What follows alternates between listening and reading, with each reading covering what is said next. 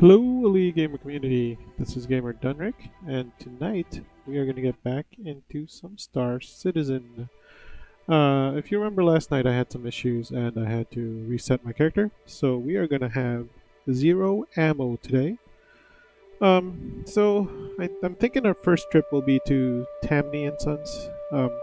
Please grab ourselves a couple of sets of our ammo for our most used guns, and then we can just start um, getting the ammo basically from our loot missions because really the only guns we use are the ones that we get for free with these missions. Basically, the enemy primary weapons. We are using the enemy SMG. That's the light armored enemy weapon. For the light armored enemies, those are the guys in the I don't think it's the dust up helmet. It's the light armor version of the dust up helmet with the PAB core and leg armor. And then the medium armor people, those are the ones in the Morningstar helmet with the, I think it's the Orc MKV arms. Um, those guys, and I think it's the Inquisitor also chest and legs. Those guys have the P4AR, and so we take the P4AR armor, our ammo from them. So all of our ammo is looted from the enemies in game, and then all of the other ammo that we get um, are looted from chests and stuff. So we don't really need to rebuy those ammo. I ended up having like, I don't know, 90 some pieces of ammo for the other handgun that I like, the Coda pistol. So we definitely don't need to buy those because we rarely use those weapons. Um, and when I do use those weapons, I probably have the ammo already in the loot box.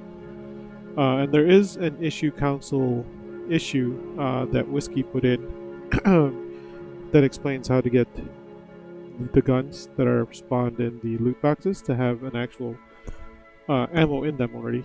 So basically, if you take the gun from the loot box and put it directly into your backpack or into your hand or onto a slot, an open slot on your, like you're carrying, like the pistol would be on your hip, the rifles would be in your backpack or on your armor.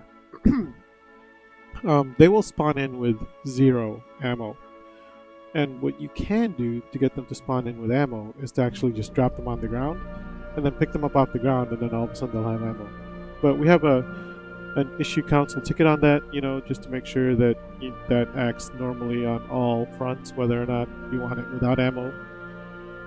You shouldn't be able to drop it on the ground and have ammo all of a sudden, right? So if you want the looted weapons to be without ammo, then it should happen that way for all instances. But right now, if you drop from the loot box to the ground, and then you pick it up afterwards, it'll have ammo in it magically. So if you need the ammo that way, you can do it that way. Anyways, let's go ahead and get started here. Nobody is in Discord currently, but they might join us later, so I'm just going to go ahead and join our Discord channel, and hopefully either Colette Pharaoh or Chisel Chest join us in a bit.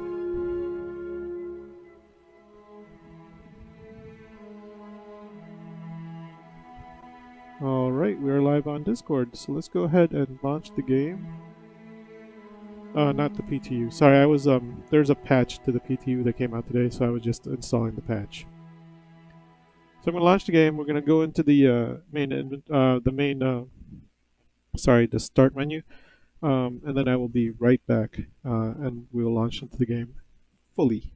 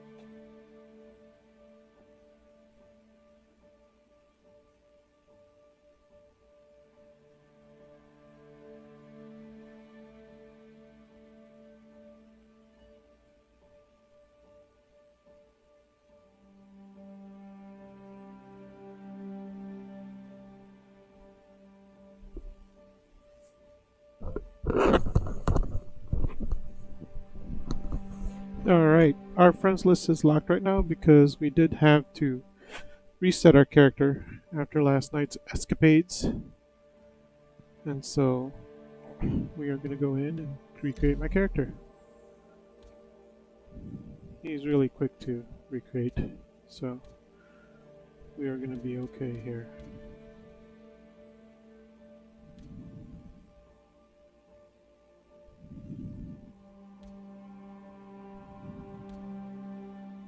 I totally did that wrong.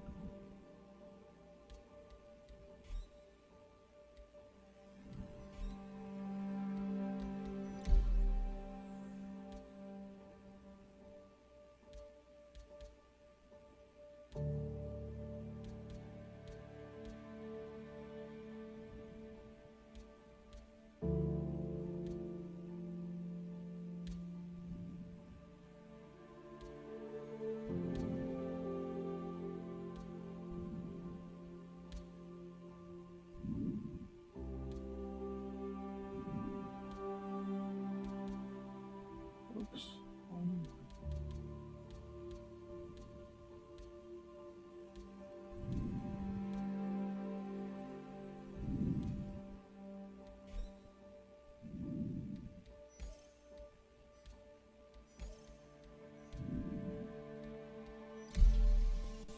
Lorville is always my primary residence.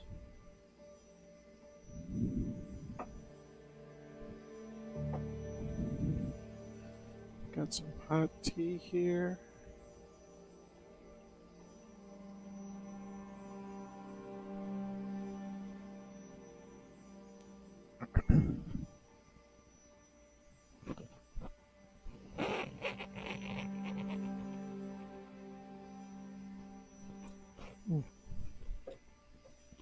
That is some hot tea. Alright. But we did not do our... Did I not set this as my primary residence? Confirm.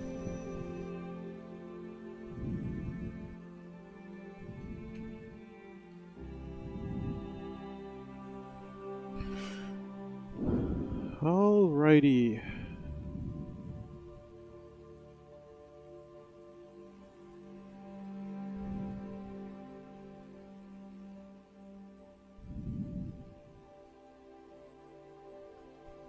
Hopefully, I don't know if my friends list comes back after a character reset, but hopefully it does because I had a ton of friends.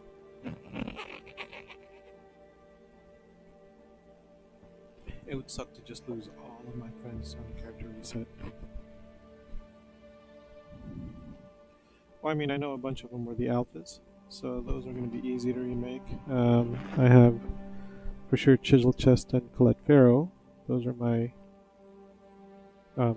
out of game friends, in game friends. So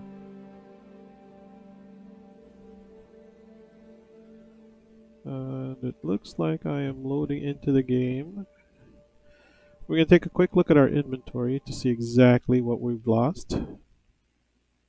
I do believe the attachments are gone, but the guns themselves and the devices themselves should still be in there.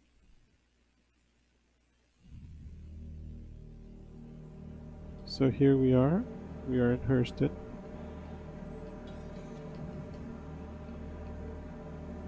And crap, we don't have any of our joypad settings set up.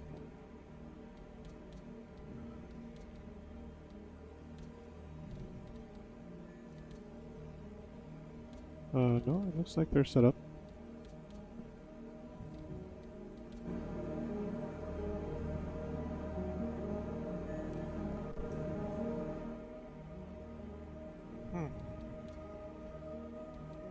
What the hell?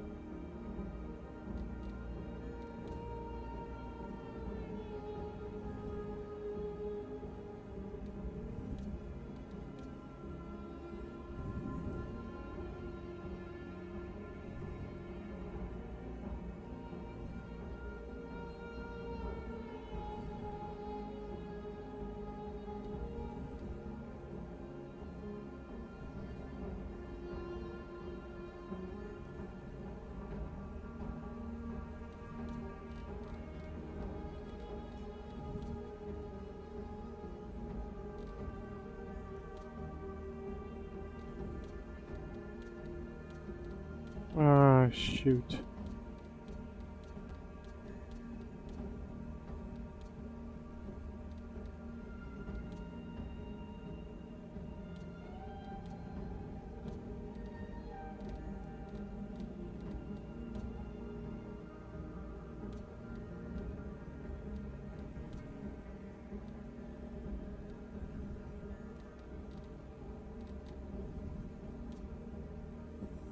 Yeah, I messed up when I cleared all, so we're gonna have to save this. Alright, so, um, when I had been messing with my controller profiles, I did this clear all device bindings, um, and that cleared all of my joypad settings for, or gamepad settings for all of these. So now I had to reset the defaults, and now I have to reset all of these and then save my control settings. So let's do that now. I have my control settings open on my alternate PC here, so I know exactly what I'm looking for. Um, emergency exit seat is the same as exit seat, so I'll just do that.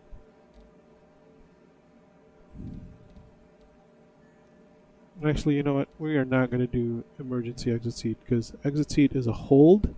Emergency exit seat is like a just a quick tap, and I'd rather have it be hold than a quick tap. So let's do that.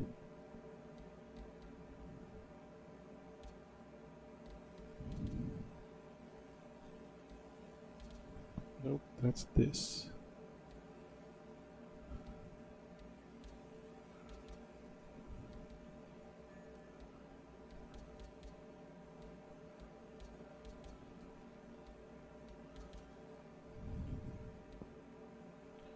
Forward is scan, backwards is mining mode. Yep, got that right. Self-destruct, we've got. None through that. Flight systems ready, we've got. Open, close doors, we've got. Lock, unlock doors, we've got. Look left and right is this guy. Look up and down is this guy. Cycle camera view. I don't think we did the orbit mode.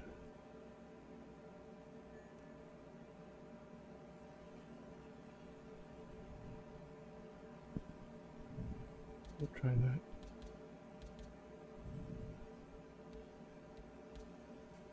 Zoom in is always this guy, zoom out is always this guy. Relook is this guy. Any zoom in is this guy. And the zoom out is this guy.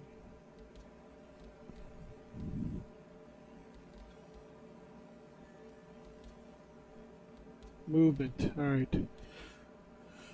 Pitch is this guy.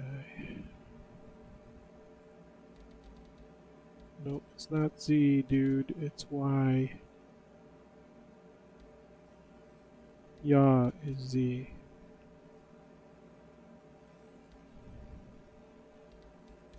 Roll is X. Whoops.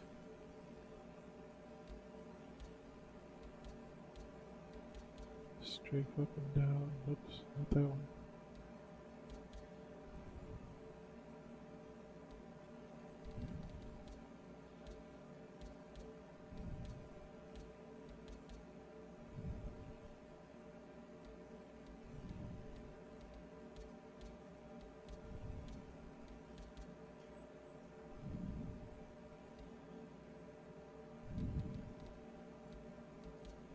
Decoupled mode is this guy. Boost is this guy. Speed limiter absolute is this guy.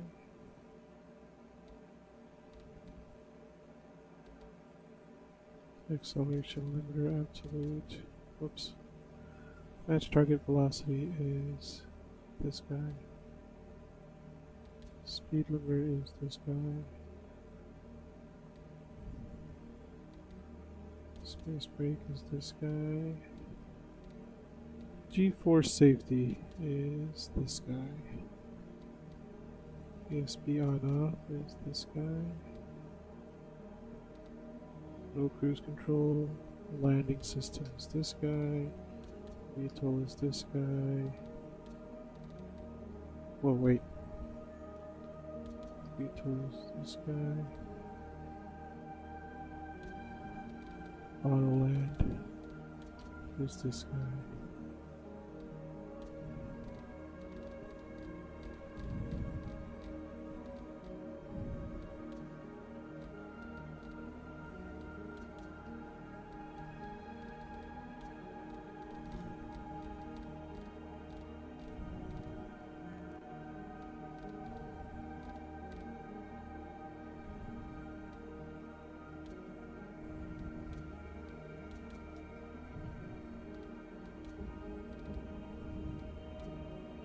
Don't have any docking.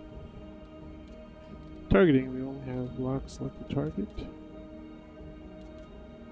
And unlock select the target.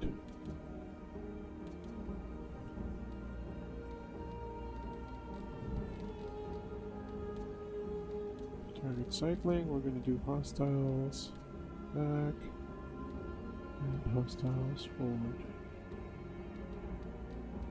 And sub-target back. And sub-target forward. Target hailing, we've got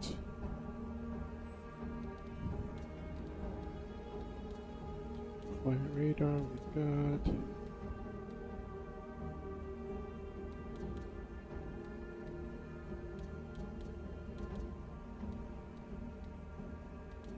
scanning, we've got yes, forward, yes.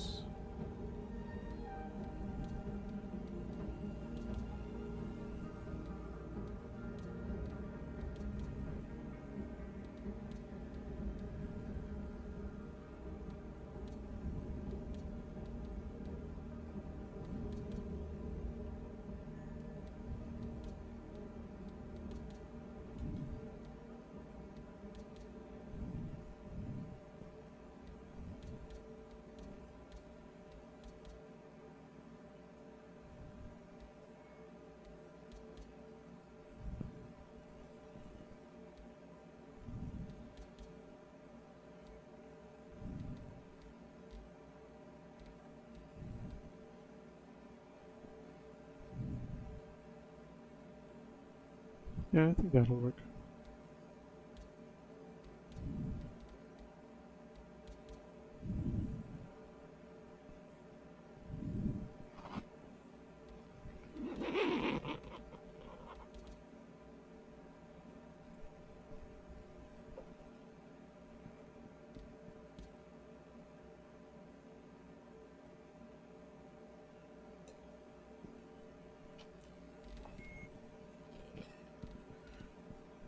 Alright, turret advanced, toggle ESP. That is this guy. Eccentric turret is this guy. Gyro stabilization is... Nope.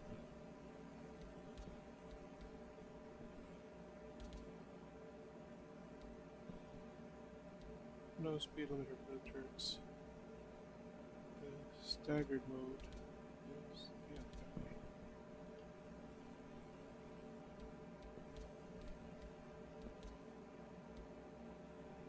Whoops. Shoot.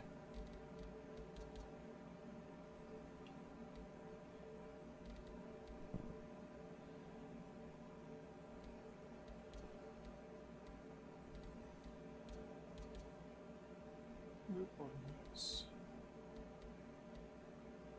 102.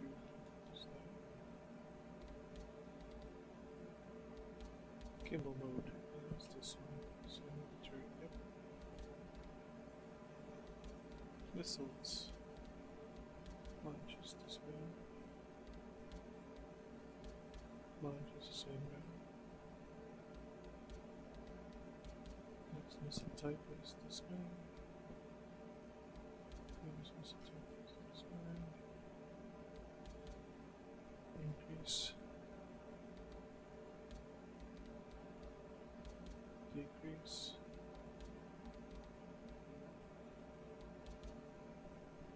Reset.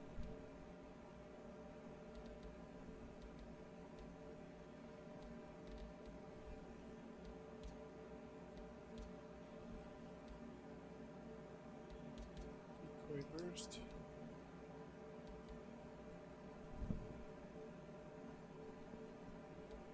Increase. Decrease. And launch.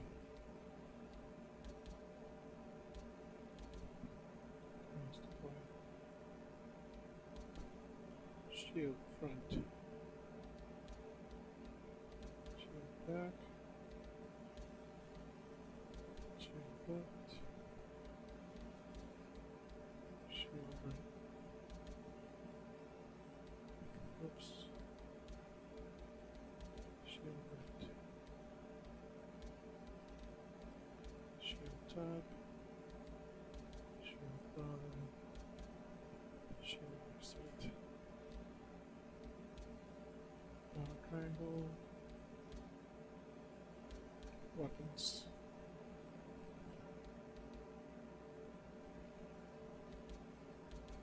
Engines.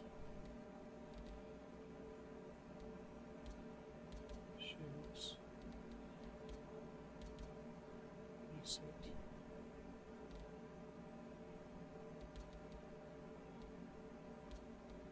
Power on. Thrusters.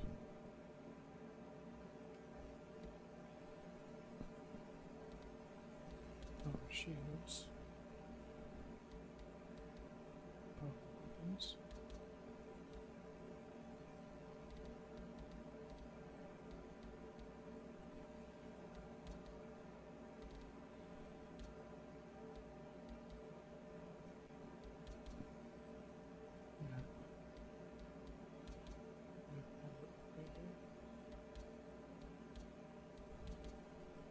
Lights.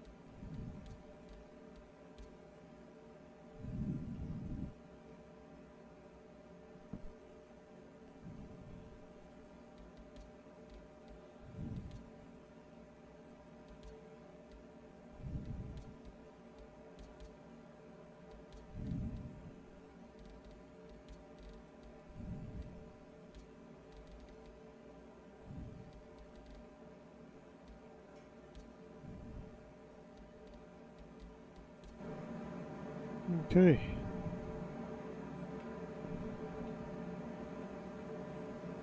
And we are back. Yes. Yes, sir.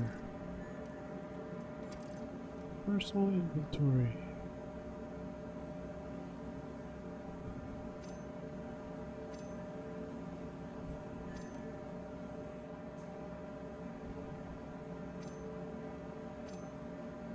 We're 56%.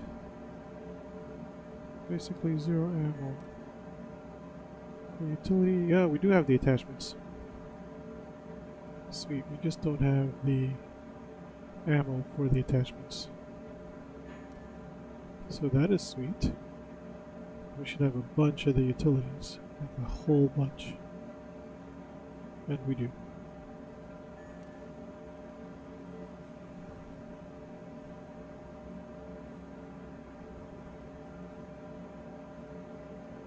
And we do. Okay.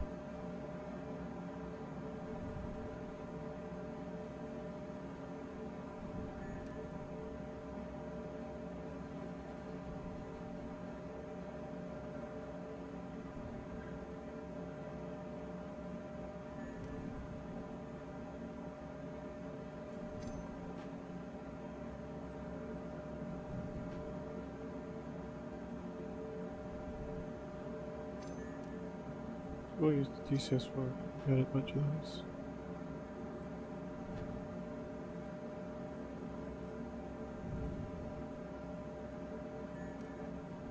We have a bunch of helmets. Oh shit.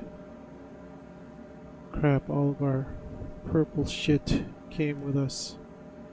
Son of the bitch.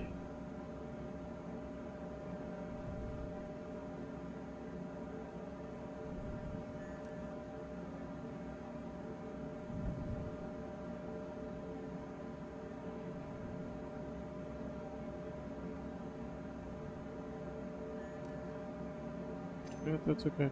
We're gonna go with the MK4 armor anyways right now.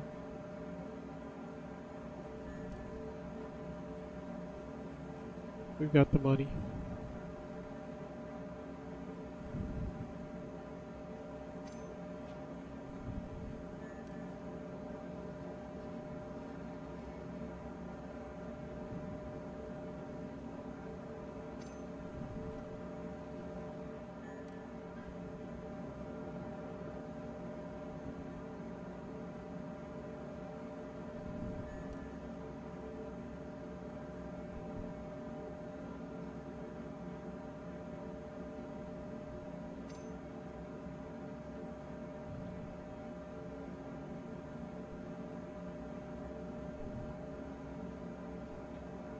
I am okay with this. So we got one there.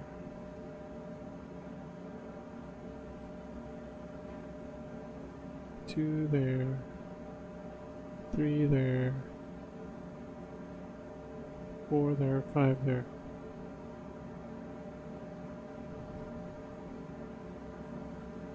See, we got like 1, 2, 3, 4, 5, 6, 7, 8.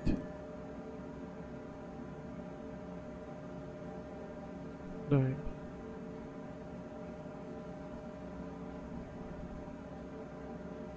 We only have 9? Shoot. That's okay.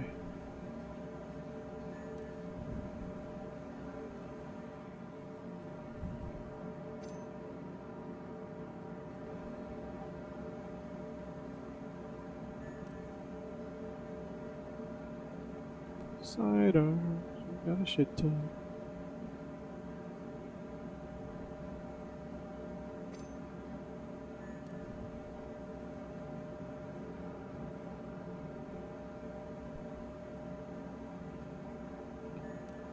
Primary, we've also got a shit ton. Okay. What's it come with? That one came with nothing.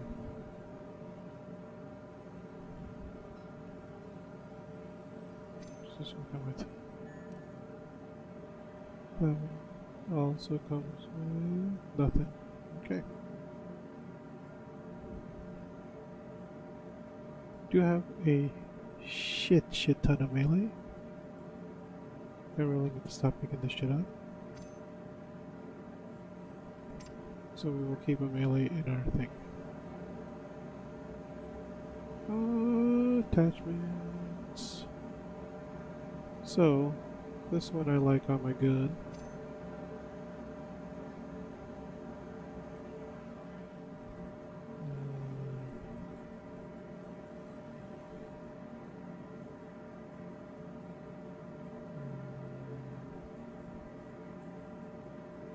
This one I like on my P4AR.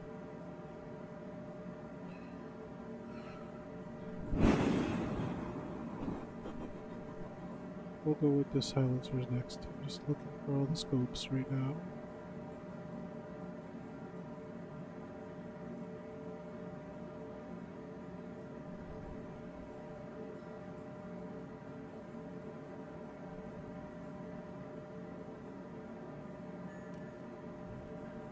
There they are. This one I like on my SMG. Then I like all of them to have laser sights.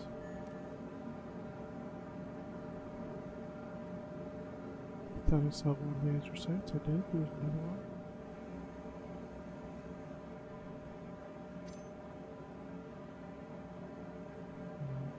And finally, my handgun, please. With a laser sight.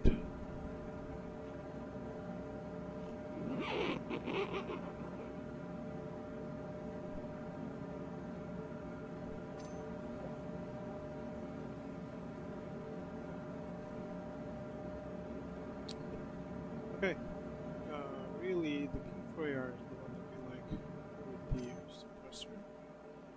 The other ones we like having the compensators because they don't use anything. Yes. So we need the sound compensator for that, and we need the E-mod stabilizer for the laser. Pistol. This is an E-mod stabilizer 3. We need 1. There we go.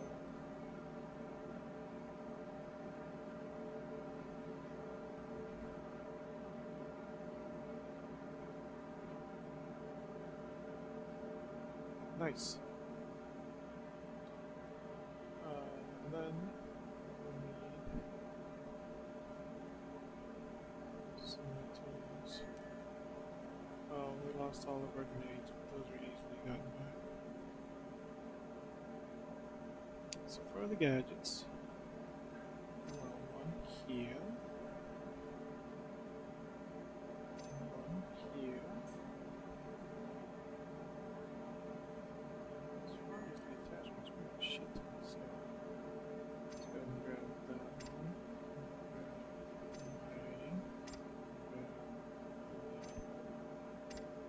Let's grab the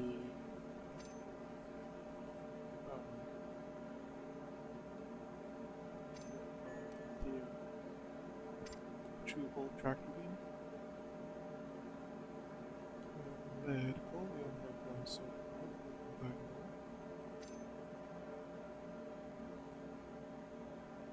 Crypto keys are usable, so I think we'll do my technologies. I don't know my technologies. Sustenance,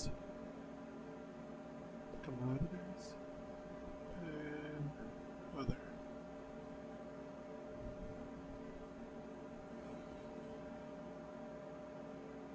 Of course, the fruit made it. If anything was going to make it, it would be the fruit. Son of a bitch.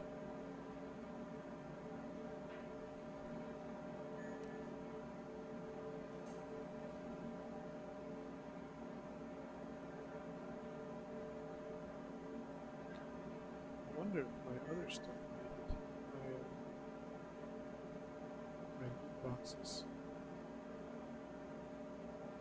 Let's look at the very end.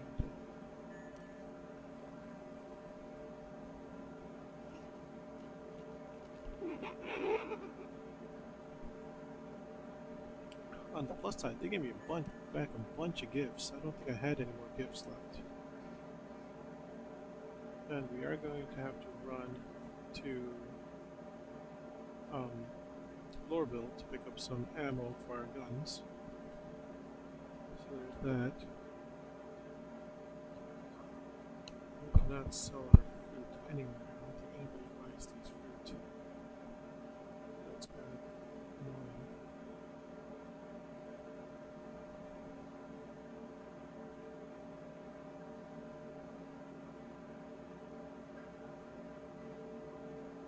I think I lost all of my... Oh, whoops. Sorry, let's... I didn't minimize my...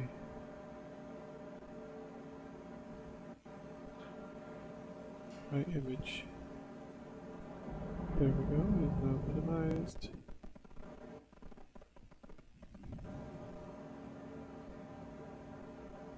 I'm not hearing any in-game audio. Wonder if that's... Nope, now I'm hearing in-game audio.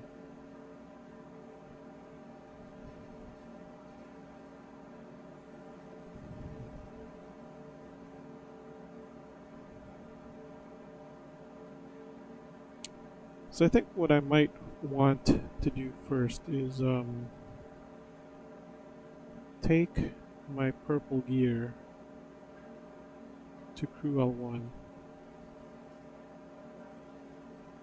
and then call my prospector over there. And then we'll deal with my gear here.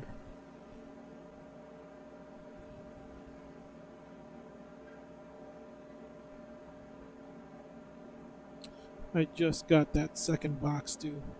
Or third box actually. That will be the third box. This should be fixed in a future iteration.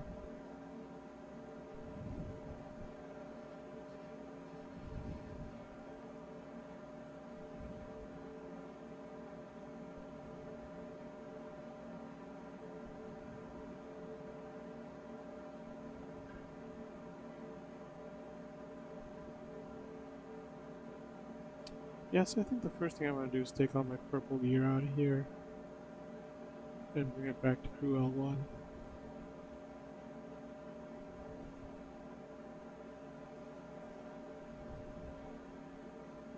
Purple and orange gear, but you know what? No, it's okay. I'll just wear one set of purple gear and wear it over there. Oh shit, that's another thing we have to do.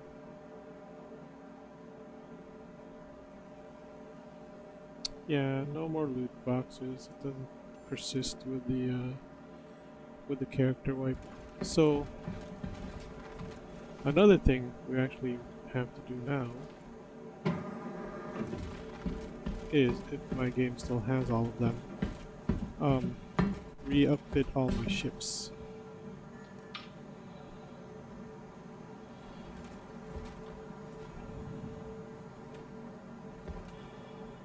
My ships now have gone back, reverted back to stock.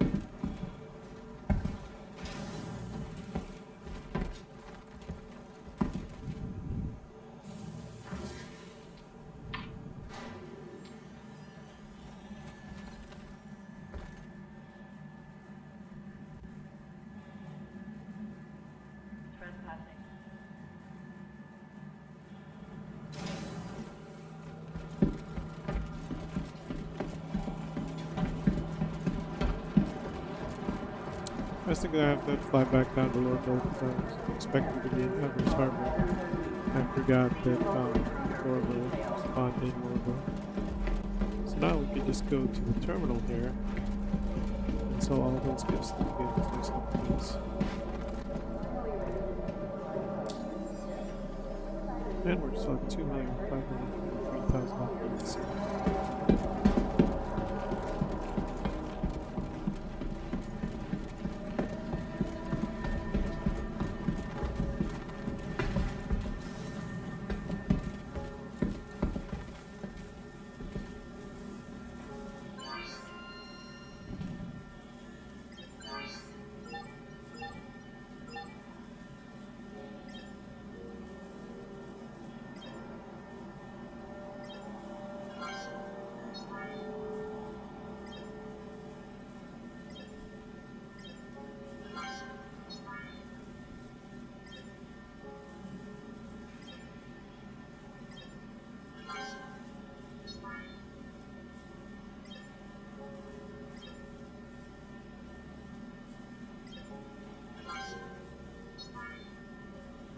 Well, that's awesome.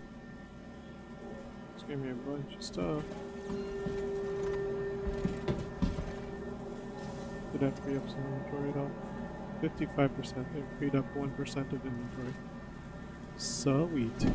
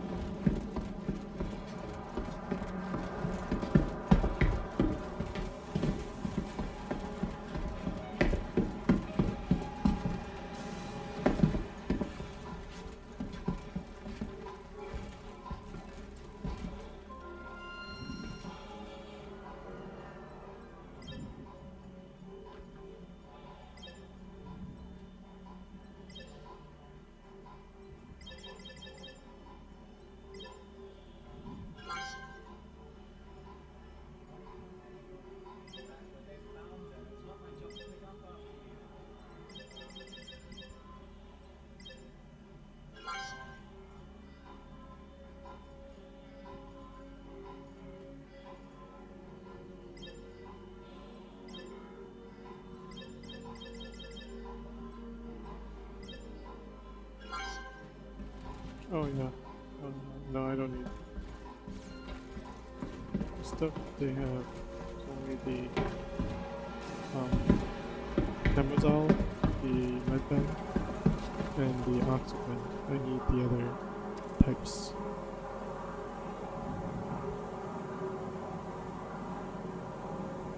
Welcome to Leavesden Station. Transfers to the Need the central purple, the line. green, the orange, and the yellow, or something like that.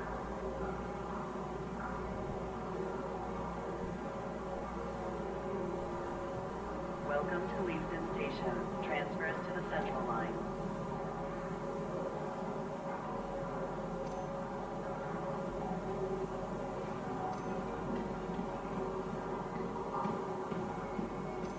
Welcome to Leavesden Station. Transfers to the central line.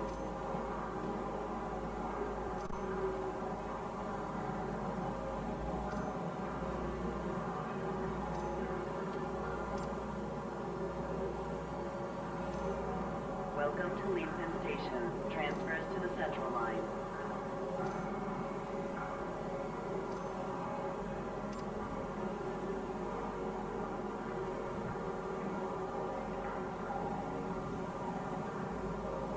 Welcome to Leavesden Station. Transfers to the central line.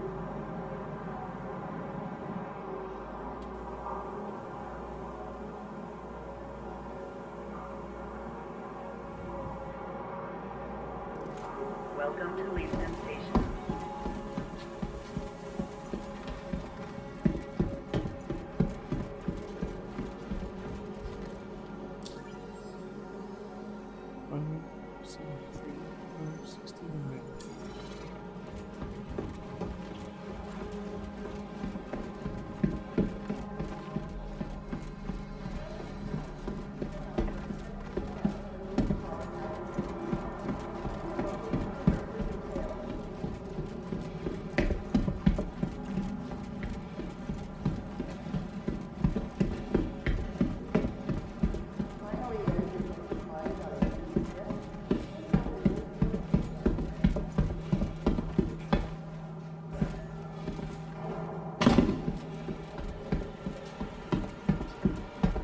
Welcome to Metro Center. Transfers to the perimeter, spaceport, and industry lines.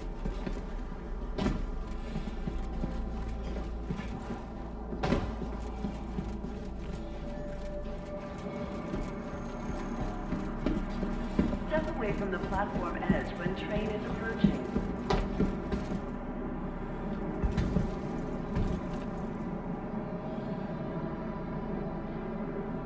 Now arriving from TISA Spaceport.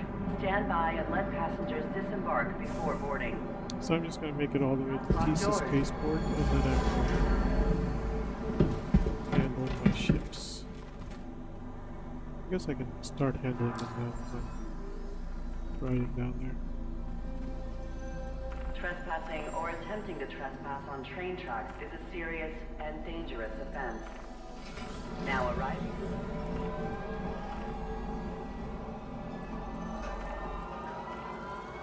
Next stop, Tisa Spaceport.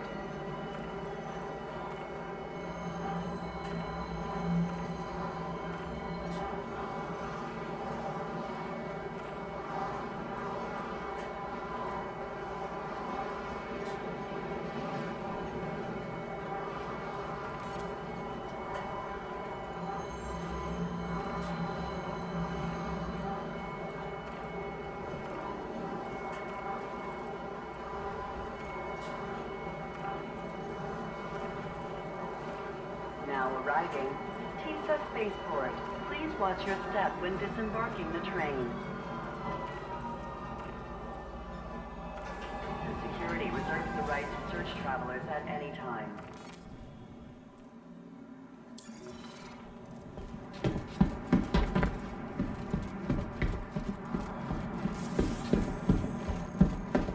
I should buy like an XJ1 Step away or from the platform.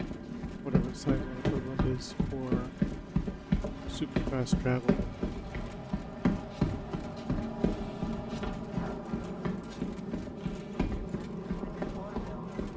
Prohibited. Your safety.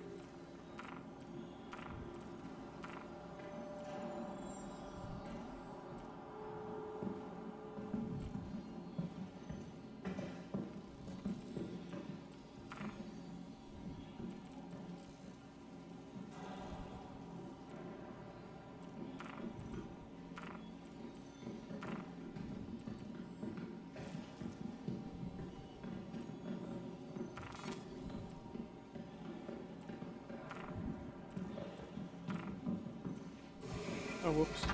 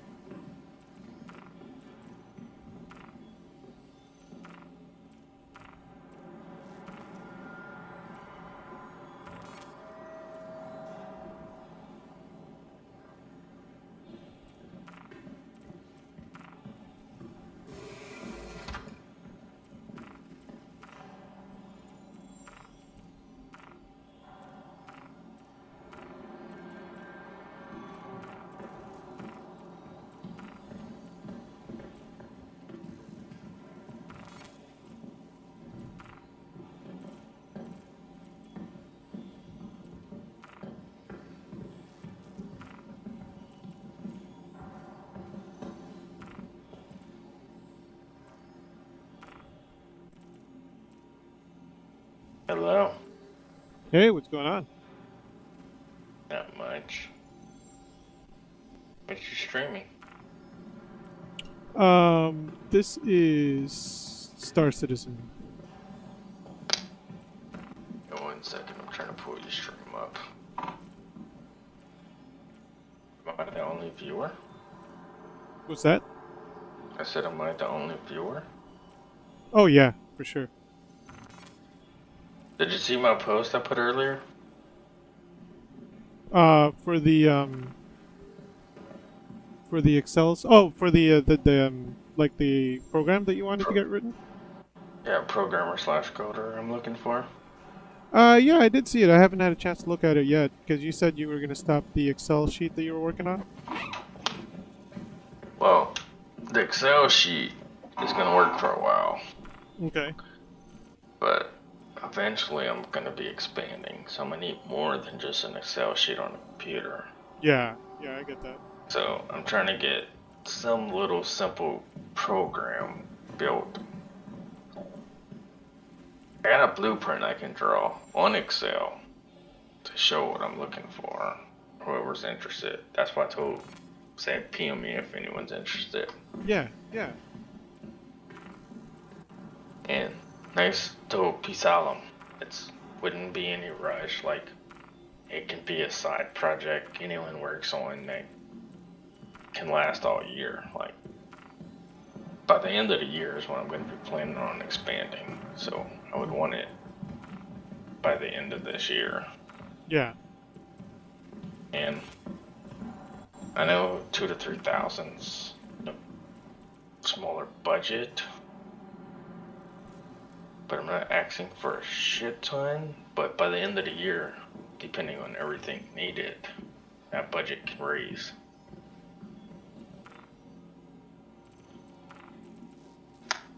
Yeah. Why is your stream not working for me? So I can see your stream. Just let me exit it and try refreshing.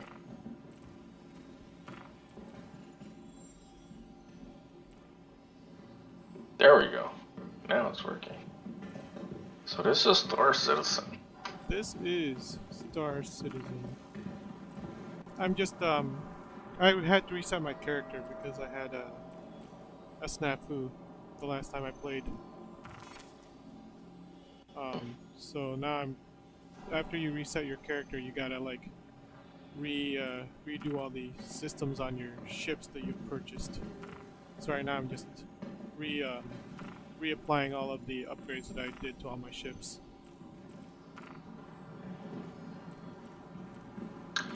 Yeah, I looked up the game. Thing that got me on downside is the ships you gotta purchase with real money. Oh yeah, but you can purchase these ships in game. It's not like you have to purchase them out of the game. You just people buy them out of the game for, ease of having them. Yeah, but at least your first ship has to come with real purchase, right? Oh yeah. But it's like purchasing a $45 beginner ship. That's all it is. It's not like you have to spend hundreds of dollars. But it's also an alpha. It's not a finished product. So you're spending $45 on a ship or on a game that's not really finished yet. Like most games. Yeah, I guess like most games, yeah. It's not like back in the day when you bought a game, it was done, and then they just added on DLCs. Right. Most games now are fucking alpha betas and in test mode and shit like that. Yeah.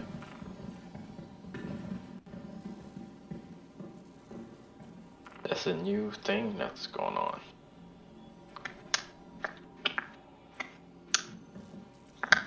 Where everybody's just doing the alphas or the betas and oh no, these are actually weapons. Shoot. Completed releases. Yeah. I was telling Pisalum earlier, when we played Space Engineers, I wasn't expecting your voice to be your voice. Oh yeah? Yeah, like, your name was Dunrick, and Dunrick, yeah, and in my mind, I had Chronicles of Riddick, Yeah. Hit Black, you know, like Vin Yeah. Diesel in the Riddick movies. So I was waiting to join Space Engineers, and you'd be like, "Bro, let's play, let's go, let's get moving." Yeah. And yeah, like a sweet, calming voice. Yeah, right? No. Nothing like Riddick, dude. Yeah. For sure. I don't have that scratchy voice at all. Yeah. No, it's just funny.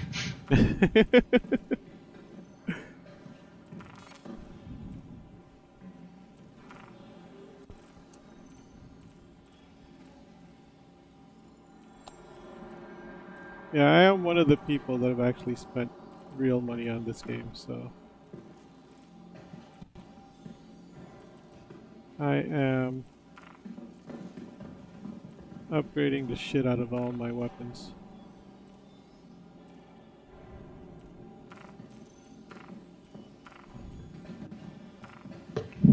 Yeah. Mike told me you and your mama spent the most on the game. Yeah, we love this game. We're definitely huge fans of it.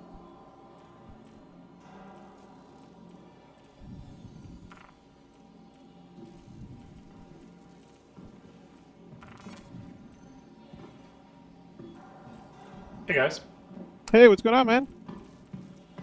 Not much. How y'all doing?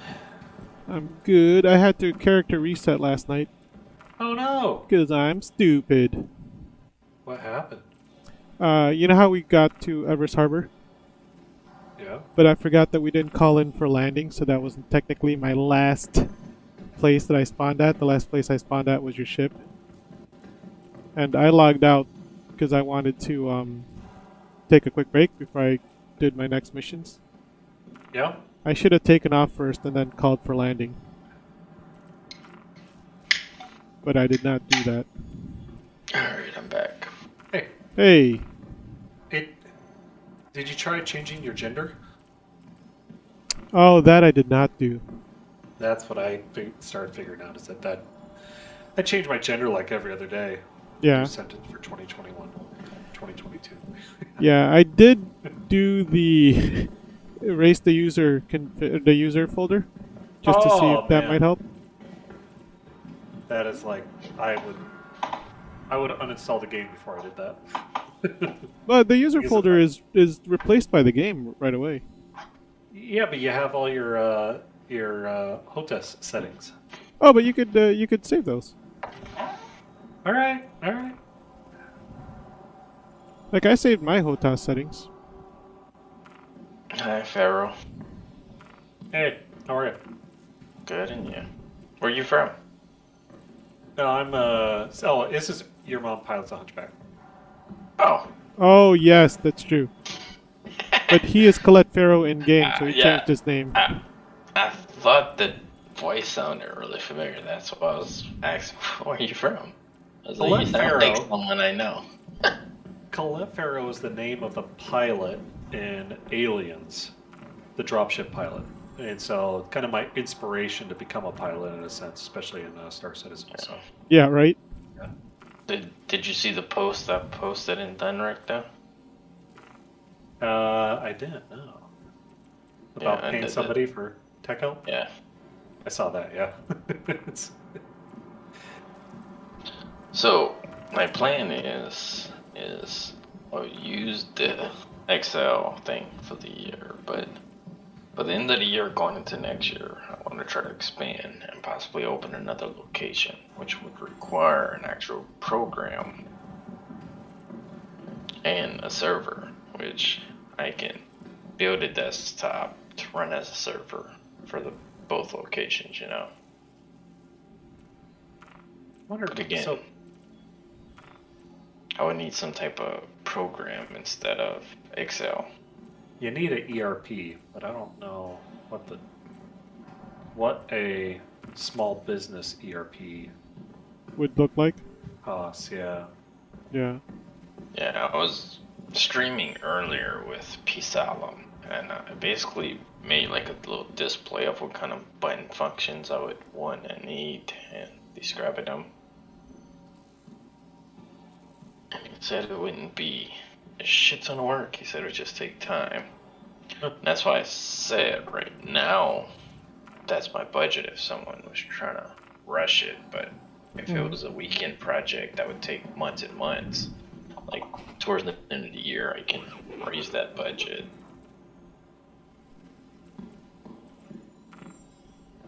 A cheap ERP looks like, with no user limit, is $160 a month. Jesus.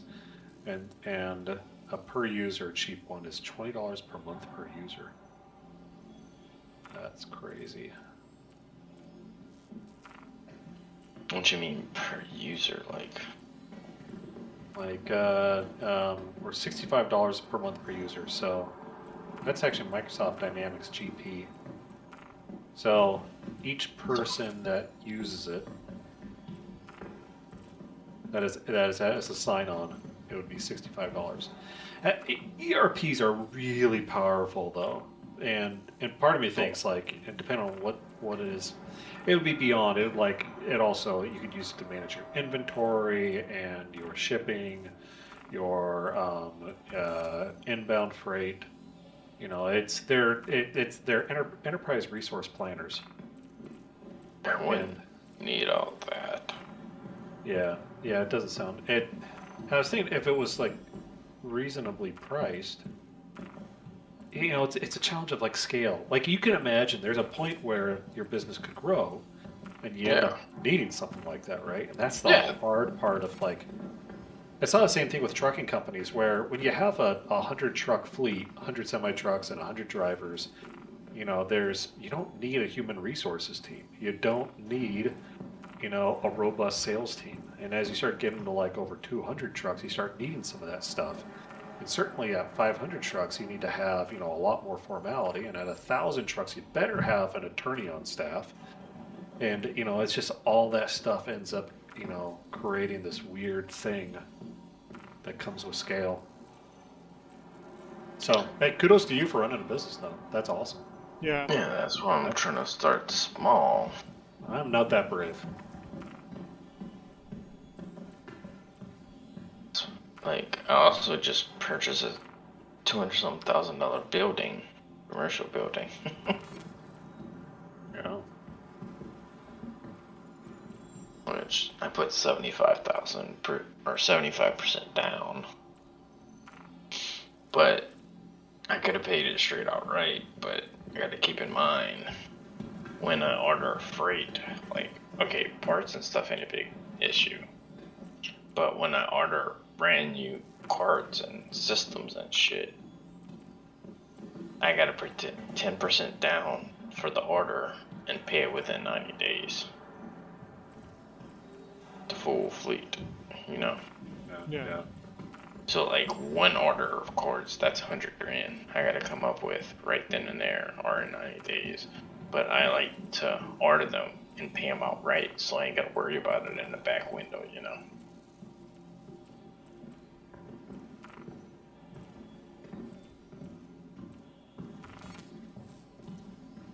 So that's why I'm planning on using Excel thing for this year. Plan. Which will work plenty just for one of those small location, and like right now it's just me and one other guy, which within the next 4 to maybe 6 weeks remodeling should be done. Then we'll be in a new location. I'll be hiring 2 more people. That'll be awesome. I just thought of something. You might be able to make that in Excel using macros. Have you ever used macros? No. It's like imagine there's a whole set of keystrokes that you want to do. You can set if you turn on the macro thing, you can then record all your keystrokes, everything you do, and then save it. And it will be it's actually, and so you can actually read the macro, the step-by-step instructions. It's captured. You can edit them if you want to, but you can use that to do complex things extremely fast. Because you like if it was, you can replicate the human activity of going through and searching for all those things, or even entering in equations. Because for now, what I was going to do with the Excel That's spreadsheet, you already seen. That's it. I got it. Sorry to interrupt. I think this would work. You set your filter on your left column to the manufacturer, right? Mhm. And then you record macros that populate your B column based off of whatever's in the A column. And so you have a different macro for each worksheet. And then you have a button that is hyperlinked to that. You have a button hyperlinked to the manufacturer that runs the macro accordingly. So actually, that'd be it. You could have for each cell, you could have like buttons for the different manufacturers. They click on that, it populates a cell and runs the macro that changes the item thing to be the drop down for whatever that item is. Does that make any sense at all? To me, yes. Will it work with having some non-computer technology people operating it? Yeah, because what you do is you can run the macros off buttons. So all they would see is like a button for a manufacturer, like CC, or for Yakima Yeah. or Yamaha, yeah. And so they would see a button that might say like YAK, you color it blue, right? And they can click on that. And when they click on that, it populates the manufacturer, and it runs the equation that what is that thing called? The data validation. It runs the validation tool, the calculation that gives the drop down for that box. Does that make any sense? Yeah, I would just need help implementing that though. Yeah, I can. It is easier than you think. I'm sure based on what you've already been able to do and figure out with data validation, you can figure out macros, and then it's once you save that macro, you can assign the button as a macro. I can't remember how to do it, but I know I can figure it out. Yeah, and then all they do is they click the button, they use a drop down to pick what is, and the macro runs super fast, right? Because it's just keystrokes. And so they click the button, the macro runs, and before they've even moved the mouse all the way to the other cell, it'll probably will have refreshed. And when they click on that cell, the drop down will be for whatever that macro, it'll be connected to whatever that macro triggered. They click on the drop down, and boom, it's populated. And then each row will have the series of buttons. And boom shakalaka, you've got a tool. Yeah, like I said, I just need help enabling the macros. I don't know how to run those. All right, are you playing right now? No, I'm sitting at the dashboard. All right, let me see if I review. Where is it? Oh, you can play your game. We can do this tomorrow or something. Okay, well, I'm not even playing right now. I was shopping. Yeah, but I'm sure it's gonna take more than just a couple minutes. It's past 11 o'clock here. I ain't gonna yeah. True. I just got my second win. I was just here fucking chatting. Macros are on the View tab of Microsoft. And all you do is you just record macro, type in all the keystrokes, save it, and then you just got to find out how to wiggle link it. Yeah. Awesome. Okay, I'll stop blabbering about macros and work stuff. No more work. Yeah, we'll get at that tomorrow or Sunday or something. Like I said, it's past 11. Ain't gonna be up much better. Gotta remember, I'm a couple hours ahead of you. I'm in the future, bro. Yeah. So hey, do you still do any shooting?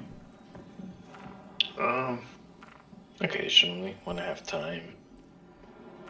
But growing your own business takes all your time and energy Yeah. out.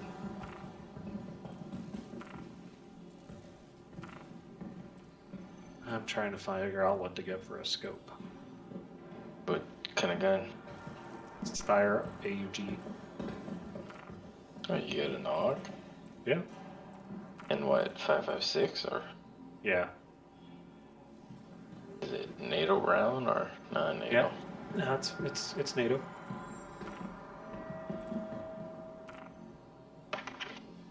Trying to think about, does it make sense to really get anything with magnification or just get a tight Well, MOA dot? what kind of shooting do you do? Just target. Just What's your average range?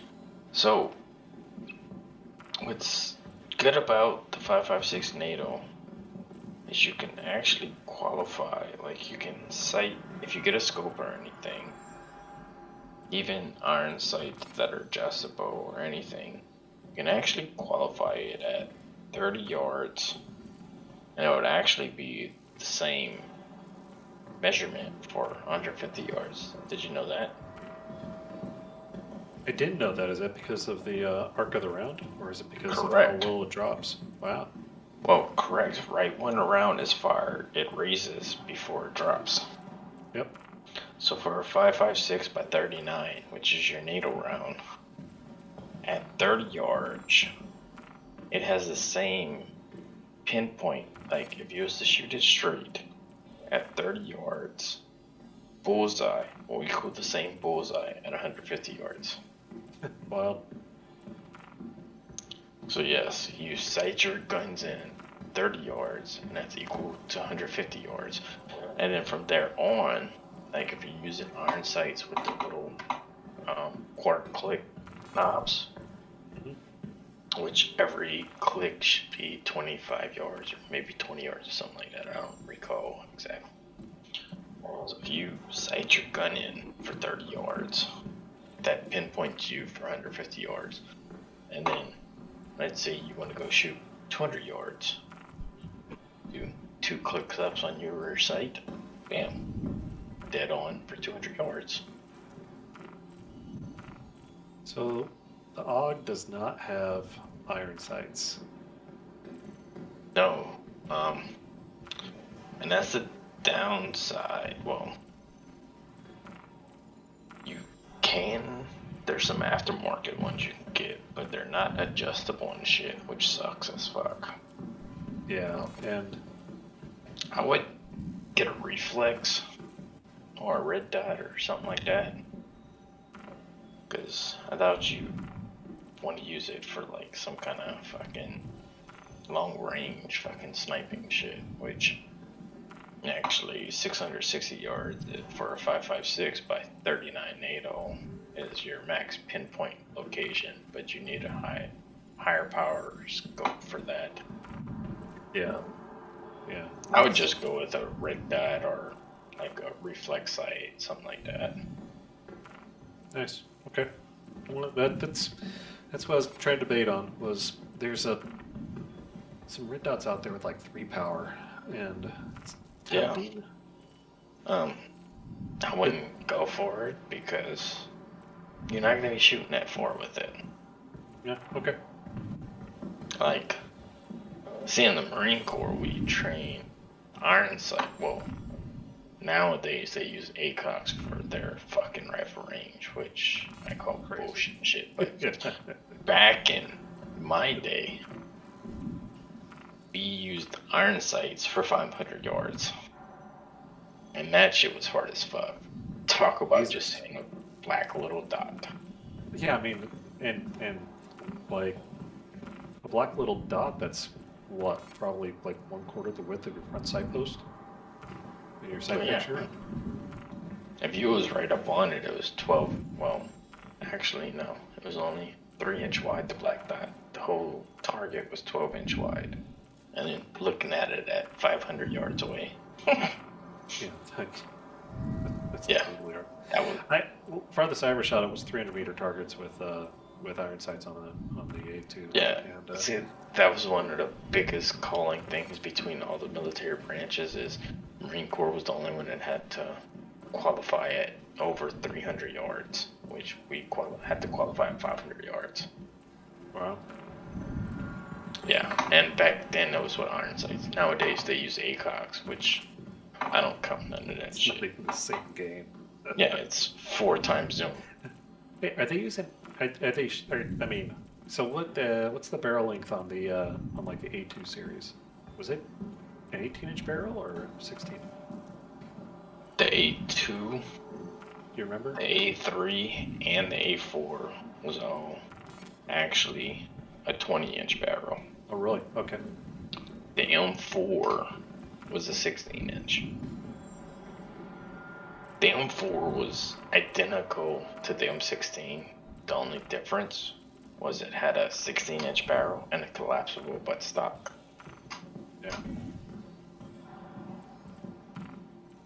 And I thought that most of the services were switching to the M4, but I can't imagine like an ACOG would be. I don't know. I mean, I never shot an M4, so I don't know what the difference is with the 16-inch barrel. Now, see, the benefits of using like an M16 M4 compared to like an AUG or something is the forward hand grips. Yeah. So the AUG has shift forward hand grips. Now, the M4, M16, you can get the penetentiary rail all the way around. On all 4 sides, you can attach attachments, flashlights, laser points, whatever the fuck you want. So that's 4 lasers. yeah. So that's where it came into effect on top of your main rail, which was on your upper receiver. You would put your ACOG. Then on, depending if you're right-handed or left-handed, on the side of your penetentiary rail, which was on your barrel, you can put a forward rear post, which would be your iron sights. So if you, let's say the lens of your ACOG got shattered, or the illuminator tube on the side got fucked up to where it wasn't working properly, you would just rotate your gun 45 degrees. You got iron sights that work properly. That was the benefit. Yep, that was the benefit of those guns. Compared to an AUG, you can't put that on it. Yep. I know my guns. New AUGs have a Picatinny on the at a 45-degree angle on the right side, and yeah, but they're not. Short. They're not left-handed friendly. They are not left-handed friendly. I'm not left-handed, so I'm not worried about it. Yeah, And I'm not going to do any of that high-speed, low-drag left-handed shooting. Yeah, I'm just saying in general though, they're not left-handed friendly. No, they have a. Unless you like to eat brass, or there's a conversion you can do, but it requires a different. I can't imagine how the militaries did it. I mean, they'd have to switch out the bolt, and everything. Yeah. The British Royal Force, I fucking hate it, dude. So that's like the Air Force of the British military, is that Royal Force. So when I was at Leatherneck, yeah, they had the Bastion connected, which was the British force, but that was their ground unit that was connected to our unit. Like I said, it was just one little gate to go through to get to their side of the base from ours. I still all kind of shit from them, but they had a bunch of since we was coalition in Afghanistan and Iraq and shit, they had a bunch of them stationed with us for the intel side. Bro, dude, their fucking officers and higher ups thought they was so fucking high class and shit. Like, they wanted to store their rifles in my armory and shit, like fucking our officers, so they wouldn't have to carry them around with them every day just to go to their barracks and back or to the chow hall and shit. was a fucking shit show. Just borrow. Like, What they dude. wanted to store. That's. I mean, I can't even imagine a unit. Like I So, can't even imagine a sister company trying to store weapons in an arms room. well, like, so all the main officers, like the real high ups in our unit, they didn't carry none of their rifles with them. They just carried their sidearm. No, working at the office. If they left the base, then they can't get the rifle. Well, when the British came on, they seen all our higher ups not carrying fucking rifles, so they wanted to store all theirs. No problem. Dude, the first motherfucker that came up, dude, I throat checked him. Have you been to the armory and shit before, right? You know it's a small window that you pass your rifle through, right? Not in a ship, but in the we anywhere. had our SNAs where we had it. Yeah. Yeah, anywhere you go, it's a small window you pass your walk down a rifle through. vault. Yeah. Correct. And you pass it button stroke first, right? To show that it's with it, the bolt locked to the rear showing it's clear and everything. Yep. Dude, Right when side they up. when they first fucking got there, and the CO was like, yeah, y'all can just store your rifles in the armory and stuff until y'all leave and this and that. The first motherfucker in line came up and put, like, they knocked on the window, whatever. The CO and everything was right fucking there, dude. And he tried so hard not to laugh. Like, I opened the window and stuff. Like, the guy was like, yeah, Major, whatever, was like, yeah, we can put our weapons here. And so I was like, okay, let me grab all the paperwork for you to fill out. So I went and grab all the little cards and shit, handed it to him. I was like, fill all that out with your information and shit. And then, once everything's verified, we're good to go. So they filled out all their information, you know, like their name, shit like that, unit number, and all that stuff. They brought all their paperwork back, looked at it and stuff. I was like, alright, well, need to see all the weapons and this and that. Dude, the first guy went to shove his weapon in and he shoved it barrel first, dude. I just grabbed it in the barrel and shoved it back and like it straight throat checked the dude. He started like choking and gagging and like dropped to the ground. Dude, like my CO was standing behind him and was like just turning his face trying not to fucking laugh because he knew exactly what fucking happened. You don't fucking stick a rifle into the armory barrel first. Dude, that shit was so fucking hilarious, dude.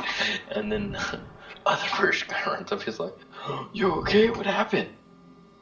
I was like, fucking gun control. You don't point a fucking barrel at someone. And then, like, they all got quiet and stuff. I was like, you fucking handed buttstock first. Dude, that shit was so fucking hilarious, though, dude. That dude went to him, he was gonna just straight grab the tip of his barrel and jammed it into his throat. How high was the window? I'm 5'8", chest high. Wow, okay. Ours were always like waist high, but Whoa, yeah, so it's see, a lot different. back in the States, there was like waist high and shit. Okay, alright. Yeah, because see, back in the States, we was normally sitting at a desk when you handed your rifle over for us to check cleanliness and shit like that. But overseas, it was a custom built armory, so yeah, there was chest high. I can't even imagine, like, I finished off my time in the Army as S2, and one of my jobs was the physical security, so I was that dickhead who had to go around and inspect the arms rooms for physical security. And, I mean, you see, like, especially, like, I can't even imagine going to arms room and seeing a bunch of Enfields or, whatever, Augs, whatever they're sporting. What the fuck is that? It's not like they're going to be in racks or anything, it's just going to be like... They still... Y'all had the green collapsible door racks? Yeah. Like wall lockers. I think we have wall lockers. Yeah. Yeah, dogs fit in that. Somewhat. Okay. Yeah, dogs still fit in it. Roughly. Yeah, like, so overseas, we brought a bunch of the old school wall lockers where there's like 2 collapsible doors that you would shut and open and shit. And I think they held like 16, 18 rifles, something like that. I know. Maybe 20. But yeah, the AUX fit in them. Good fun memories. Yeah. The But yeah, after that, fucking next two guys handed their rifles, but stock first. While that dude was still trying to catch his breath.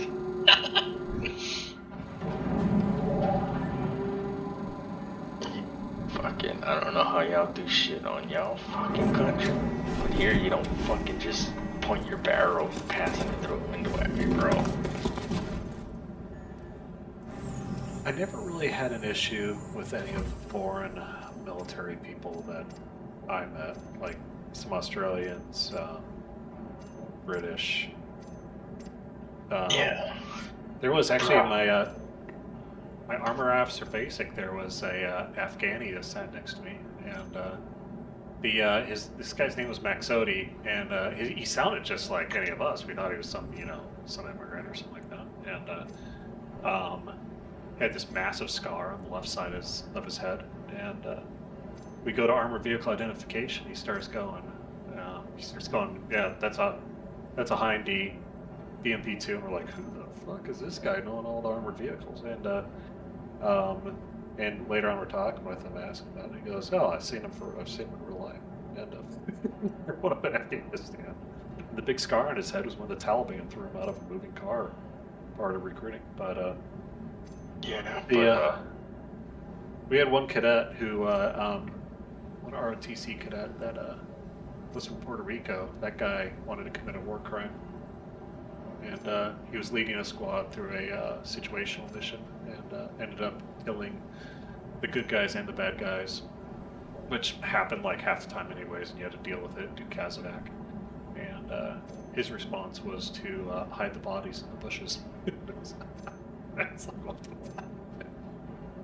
fuck? He got sent home. Yeah, so part of the British, there was a female chick that was part of them on our base or whatever, and wanted I think I was going to shower or whatever, and I walked out my armory, locked it up, whatever, and I was walking out, and like, she was part of S6 or whatever, Intel, whatever, and their little generator shut off or whatever, because this was like early on Hamlin Province shit, before Operation Martian and all that. So like it was early on before we had full base power shit. It was still running off of generators and shit or whatever. And she like came out to the office and she was like, hey, how do I get the generator back on? Like, huh? It was like, power's out. I was like, is there fuel in it? She's like, I don't know. So like I was traced to, like, I'm sitting there in a fucking skivvy shorts t-shirt with a towel, like flip-flops and shit. So like, I'm like, well, let's see what generator you're running off of. So like, trace the lines back behind the building or whatever. It's just me and her. And get to the generator. Well, it's fucking dark as fuck. So it was like 10 at night. I'm like, you got a flashlight? Dude, she looks at me and then like just freaks the fuck out and starts screaming at me. Apparently she thought I said flashlight because they call a flashlight a torch in the UK. Oh, yeah. Dude, she just started screaming at me and shit. I'm like, what the fuck is your problem? I'm like, well, I was like, figure out your power your own fucking issue. I didn't know who the fuck she was. So I start walking away. Someone else comes out and starts bitching at him, whatever. And it was like some fucking colonel. Or no, actually it was a lieutenant. And I was like, hey, Marine. I was like, yes, sir. I was like, did you just disrespect her? I was like, no, she asked me to help her turn the power on and asked her for a flashlight and she flipped the fuck out. I had other shit to do. And he said something, whatever, but see, that was the thing about being a weapons expert. You don't work for anyone on the base but the commanding officer or the commanding general, depending on which size unit you're in. Yeah, so Again, find out. yes, that's the one thing I loved about my job, especially back in the States. Like, you have all these lieutenants, majors, and shit coming in, and they're like, oh, we ain't got time to clean our weapon at the ready. Like, we gotta go to a Did they meeting. really? Not that Yeah, good. yeah, we sure. Oh, I'll call the fucking commanding general, tell him you'll be late. Thank you. Like, I don't give a fuck. I don't report to any of you. You can't try to chicken me into shit. I report straight to the commanding general. That's my boss. I'm in charge of this armory. He's in charge of all the weapons in this armory. If you got a meeting with him, call him to verify it. I don't give a fuck. That's my boss. Like, it's hilarious because you get all these fucking newer officers and shit that think they can get away with shit because you're enlisted, and technically all officers are in charge of enlisted, but nope. You're not in my chain of command, bitch. That shit was fucking hilarious. Dude. She freaked the fuck out because I asked her for a flashlight.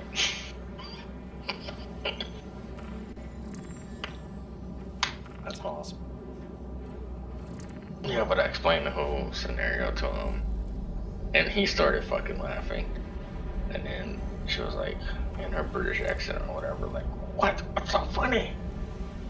And then he had to explain to her that I was actually asking her for a torch. And then I just walked away. I was like, they can fucking figure it out. If not, they'll find some fucking Lance Corporal or PFC or private or something who will fucking figure it out for them. But yeah, the language shit's fucking hilarious.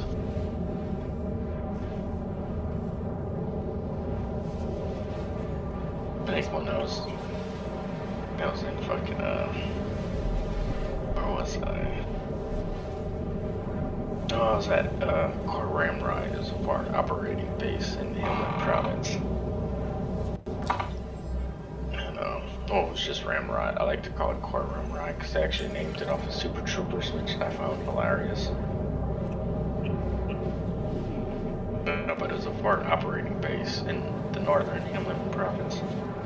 And, they had a couple British there or whatever. Well, there wasn't a Marine Corps base. I was actually just traveling through. It was an Army base, and they had some British and I think some Dutch there. So I was just trying to piggyback a ride to where I needed to be. Well, there was a sandstorm coming in, so the fucking British wasn't flying. Or not the British, the Army wasn't flying. And the Dutch canceled all their flights. So I went over to the British side. I was like, no, you're not wearing ballistic vests. You can't fly.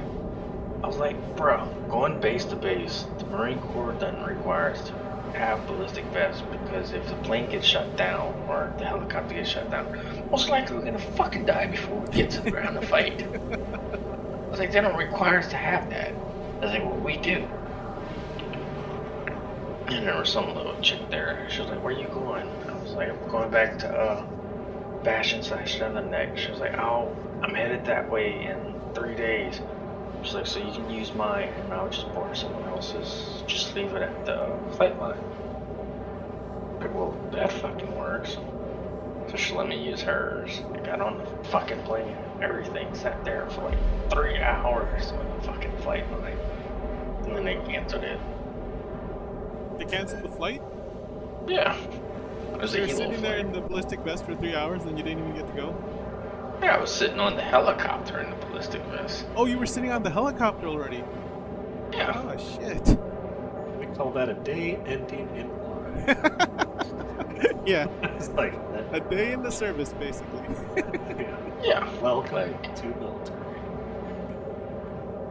yeah, she gave me her vest or whatever, so they let me board the plane. Or the helicopter, shall I say. Yeah, we sat there for 3 hours. The sandstorm just getting more and more intense, so they canceled the flight. Oh, yeah, the sand. You said there was a sandstorm at the beginning. Good. Yeah. And it was, at first, it was the only one that was saying it was still gonna fly. And then, yeah, it kept getting more intense. So after I sat there for 3 hours on their fucking helicopter, they canceled it.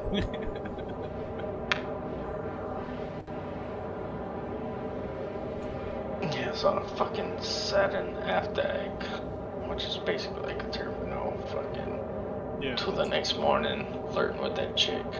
Probably could have fucked her, but the other two British guys were douchebags, and every time she would come like sit down and talk to me, they would like, she must have been the lowest ranking, I don't know the Yeah. British ranking, but every time she would come like sit and talk to me, they would like tell her to go sweep something. Like, go sweep the sand at this door. Bruh, there's a fucking sandstorm. Sand's gonna constantly keep blowing through that little wooden door that has nothing holding it back.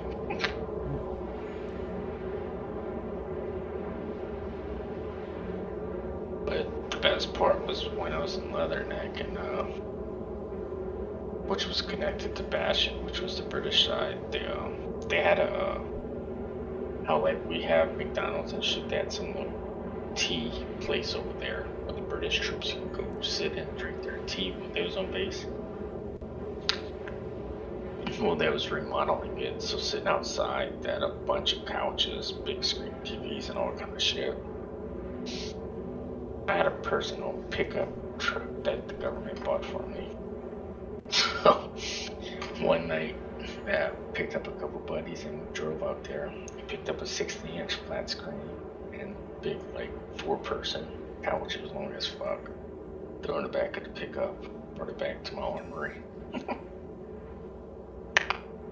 So I had a big ass couch, flat screen. Then I ordered me an Xbox Online. How long Didn't were you get over there? Like 15 months. Oh, okay, cool. Yeah. I was there for a good while. Yeah, but I had the Xbox shipped to my mom and them because they wouldn't direct ship it to me. She just repackaged it and shipped it to me as a care package. Yeah. But see, the best part though was people always complain about getting alcohol and shit out there. Because technically your staff NCO or OIC is supposed to go through all the mail to make sure there's no contraband. The CG wasn't gonna go through shit. He ain't got time for that. So technically I was the OIC for my department. So at the time I used to be the soldier Jack Daniels and shit. But my dad loved drinking Pepsi. He used to drink cans only. I hit him up. He started drinking bottled Pepsi. And then he would keep all the empty bottles and fill them up with Jack Daniels. Use clear tape the lid, put them in a care package that my mom would fill with candies and beef jerky and shit, even though I don't eat sweets. And they mailed it to me. That way when it got scanned, going through the shipment, it just looked like a regular care package with some sort of candy, beef jerky and shit. And then I would just hand out the candy to whoever wanted fucking shit. Yeah, I had whiskey and shit. And then one of my buddies fucking snitched to some staff sergeant. But he ended up being cool as fuck. And the staff sergeant was like, y'all got whiskey? I got 3 gallons of vodka. You're not allowed to have your care packages? No, you're not allowed to have any alcohol overseas. That's all considered contraband. Especially depending on the religion of that country. I thought you guys drink a lot in the military. Yeah, not in combat zone. It was in a combat zone? Yeah, Oh, it was a in care Afghanistan. package like delivered into a combat. I thought it was just a care package that was like delivered No. to where you were stationed or whatever. No, at my house, I would just go buy the shit. Yeah, okay. But yeah, no, in the combat zone, you can't have any of that. That's all considered Yeah. contraband. Gotcha. Especially in like a Muslim country. Mm-hmm. Yeah. Yeah, so like, I talked to the staff sergeant a couple times to make sure he was cool. And it's like, dude, you got the most secure location. Like, no one's allowed in unless you allow them or the commanding general gives written authorization for them to come. There, if you share your vodka, I'll share my whiskey, and you can come drink with me as long as you're cool. So, it was cool for a couple weeks. Your mom And just sent you then- that stuff?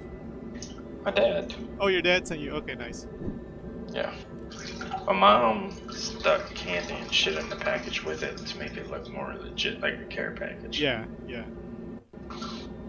Yeah, so a couple weeks it was good, and the staff sergeant was like, "Oh, I got one of my Marines I trust, you know." Yeah, I was iffy at first, but I was like, "All right, he can come drink with us, you know. If you trust him, I'll trust you." Because it had been like 3 weeks by then. Bro, first fucking night comes, well, his Marine comes. He has like 2 little fucking drinks, and like this dude's already slurring his words and hurrying. Like, bro, we gotta go. And he's like, I'm going to take a piss. Like, alright, just keep your cool, don't talk to them, just go to the porta potty, which is a good ways away from where I was. But this dude walks out the fucking door and falls in my fucking razor water. Yeah.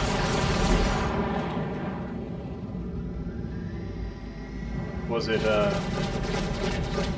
was the razor wire wired in, or was it just laying there loose? No, that was full 360 razor wire wrapped to the building. 3 stack highs. Damn. Yeah. That's, and it wasn't razor wire, like it wasn't basic razor wire, you know, where it has like almost no relay to it. This was Cat 3 razor wire. It's basically has a 6-inch blade at the tip that's really fucking thin, so when it goes in you, it's made to snap off, to stick in you for when you have to pull it out. It leaves a gashing wound. Yeah, this dude had to get 97 stitches throughout his arms, chest, and shit. That's miserable. Yeah. Like, it's class 3 razor wire. It's not the basic razor wire you see hanging on all the bases in the States and shit. Dude, I just walked through some concertina wire one day and didn't realize what it was, and that just ripped open my leg. Yeah, no, this shit has 6-inch blades that are like paper thin, but they're razor sharp, so they pierce super fucking easy. And if you wiggle or try to move, they snap off and stay in you. And then when you pull them out, when you pull them out, like with tweezers and shit, now you got a 6-inch deep wound that could have cut a vein or something, you know? Good times. Like, that has to be all around by order, has to be secured for all ordnance, weapon depots, ammunition depots, you know, etc. So that's what I had around my platform. Like, actually, check. Picture of me actually set up early 2000s. I mean, That would be yeah. But problem is, he was fucking drunk. Good thing the staff surgical. I got so fucking stitched dude up a couple times, just basic crossweave stitching. Like the staff sergeant, right back. I was like, dude, he ain't coming back. I was like, that's your fucking Marine, and you better make sure damn well sure he ain't snitching on us.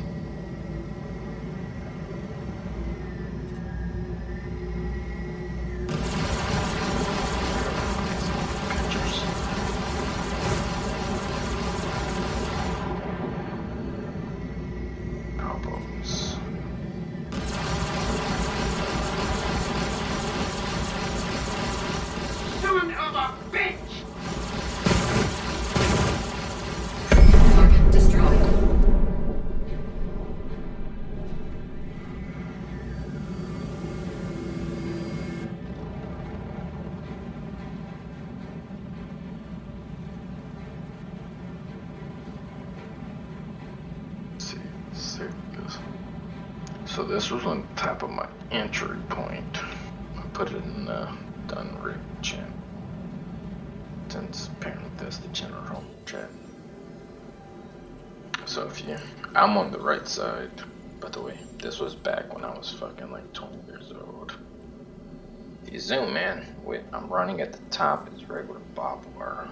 To the right, it's kind of It's grade 2 of Constantina / Reservoir, which those are only little, like 2.5 inch blades. Kind of get an idea, but the main perimeter was with grade 3, which has the 6-inch blades.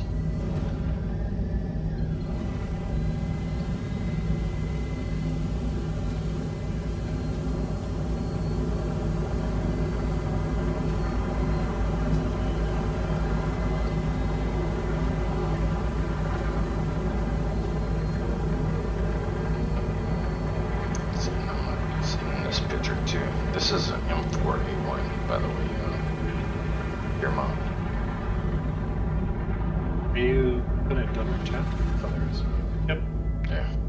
See so. Right there, the weapon I'm holding is an M4A1. It also has an ACOG and collapsible bipods on it.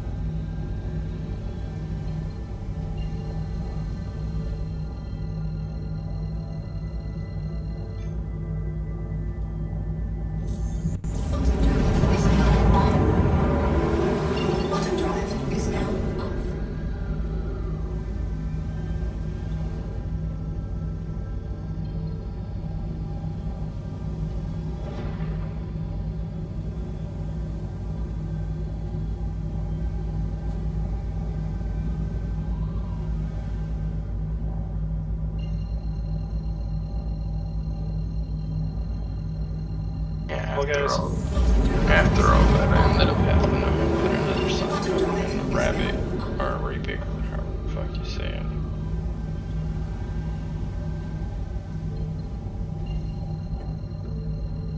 Don't follow the wire. Well, no, saying that it's Marine Corps property, that anyone that tries to get near is subjected search and shit.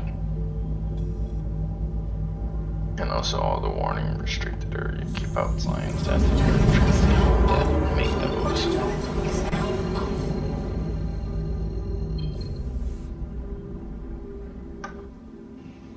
And did you get your ship built yet? Yeah, all my ships are built. I'm now flying. I'm unlocking the missions that reset for me. Okay, I'm about to rejoin your stream. I got tired of watching you play with my tools and stuff. Collect hey guys, I'm gonna take off. I will see you later. Later, bro. Nah. Alright.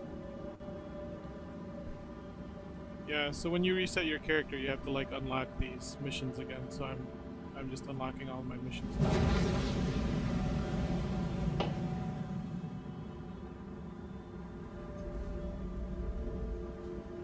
The next one is far, so I have to refuel my quantum.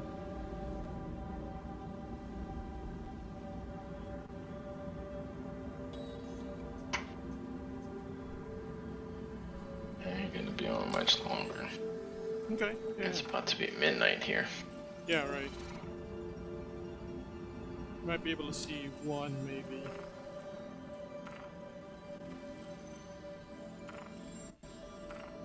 Yeah, the dash looks completely different than Outer Fleet Dangerous.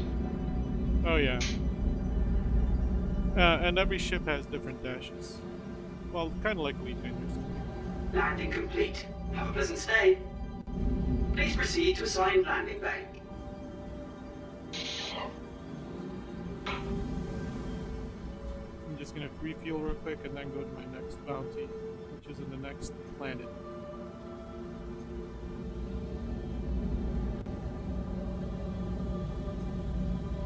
See, 38 million kilometers away.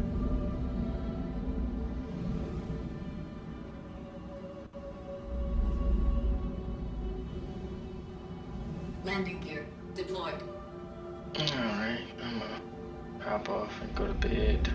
Alright, man. Have a good night. You too, brother. Probably Take it catch easy. you in game sometime tomorrow, maybe. Yeah, I'll be on and off all day tomorrow. Alright, man. Landing Sounds complete. good. Have a pleasant. Alright, later, man. Later.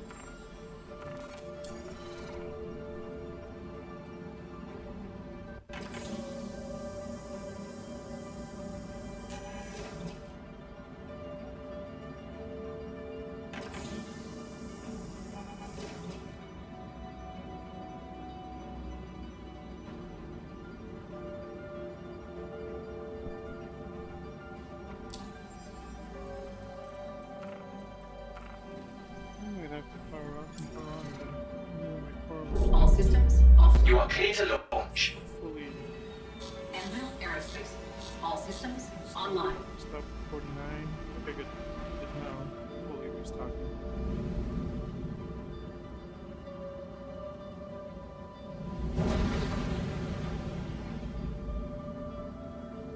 Landing gear raised. Looks like Crusader. Oh no, Hurston. Thank you, and please visit again. System on.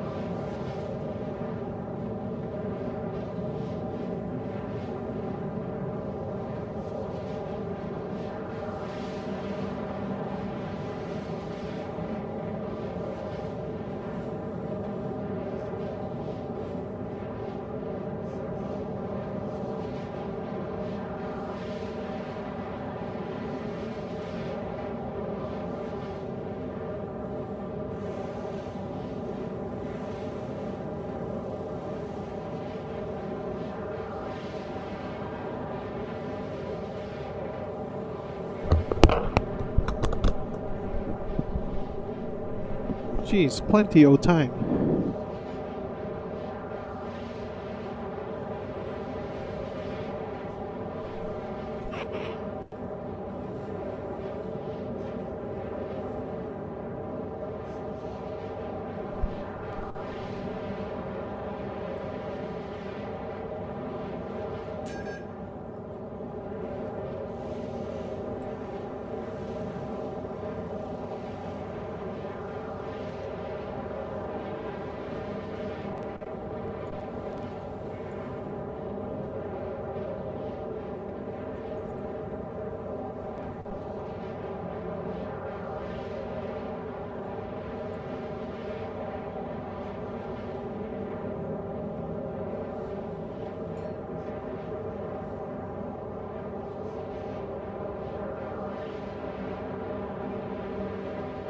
I found that a little bit interesting that the ground pounders are not unlocked.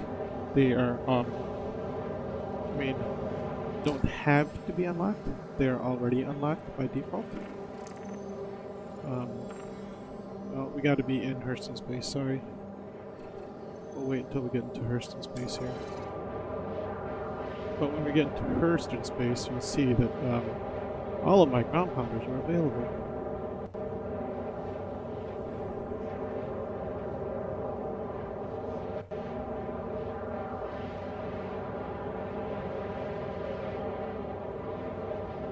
The beginner permit is all on the mercenary hunters, or the bounty hunters, but the rest of this stuff was already unlocked for me, which was pretty cool. Another thing I found out, the Gladiator is not awesome in atmospheric combat. It's hard to turn.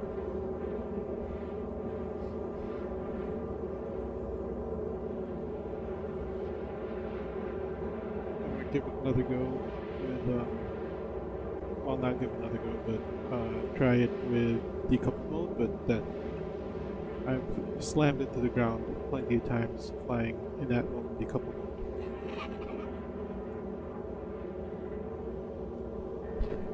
So I don't think that will help me. I do like the Quarrelers on this bad boy. I feel like the Quarrelers are a good choice.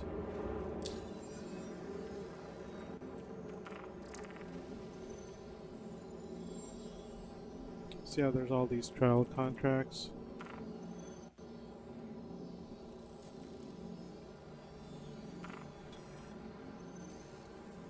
Blackjack. Hurston. But look, my mercenary is already open. Guard facility against threat, HB illegal occupants. Quantum drive is now off.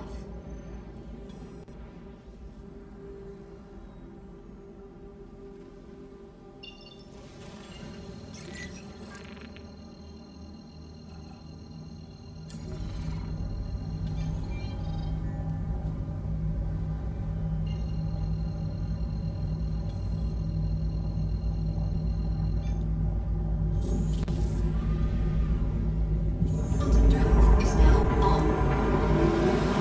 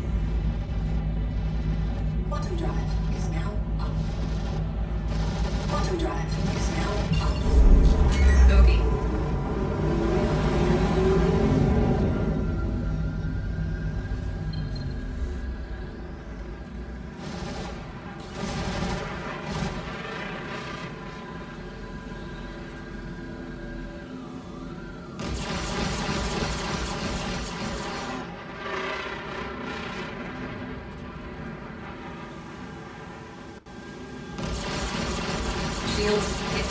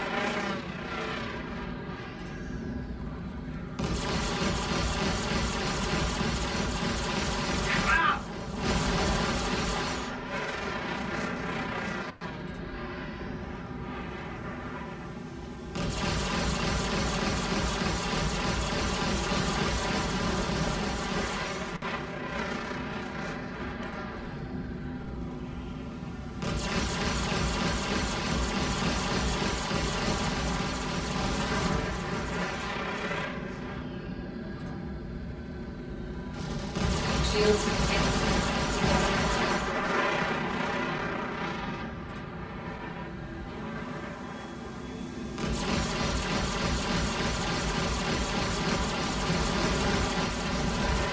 Damn it!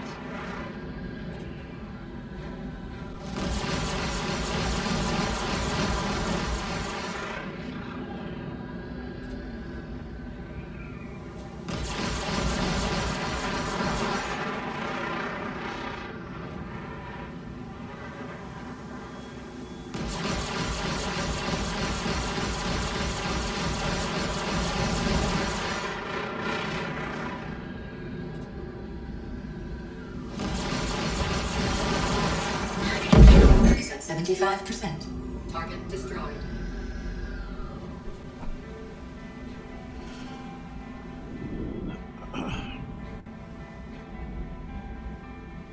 The ship is not good in Atmo.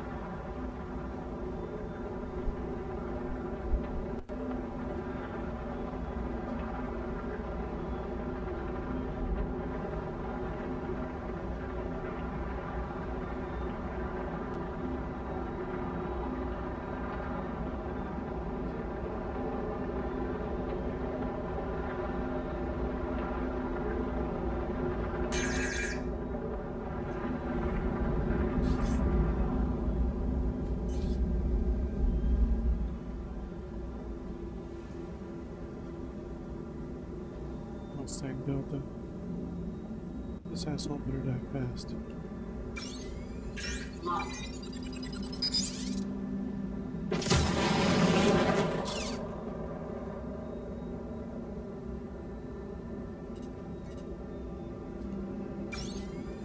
Locked.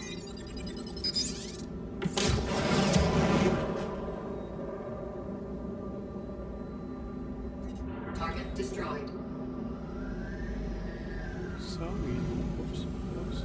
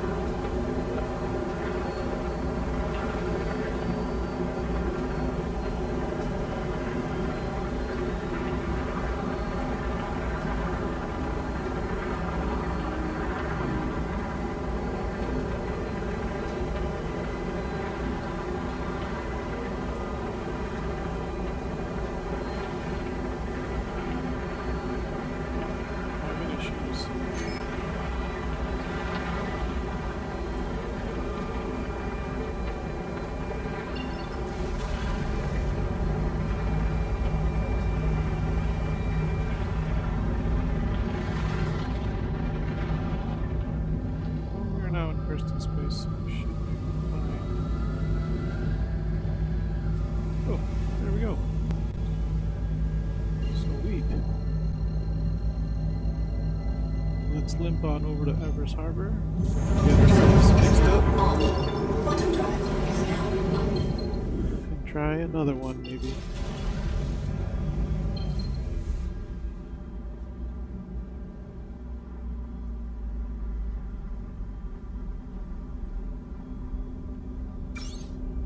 We have 0 Ignite 2s left. Ooh, that might be the wing.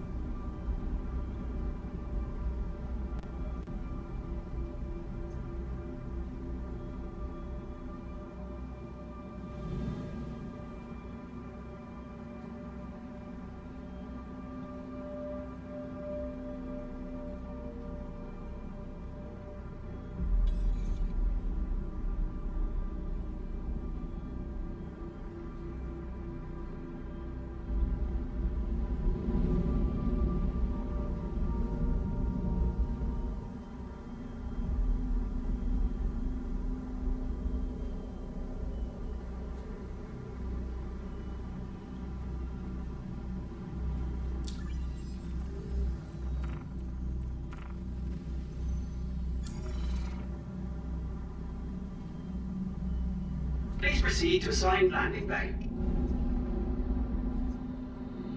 Landing gear deployed.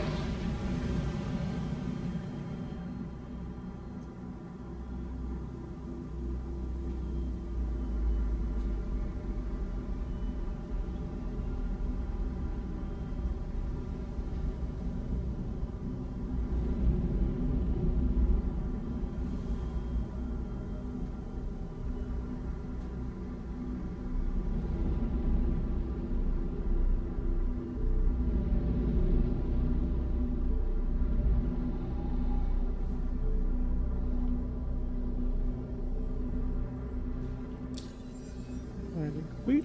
Landing complete. Thank Have a you. pleasant stay.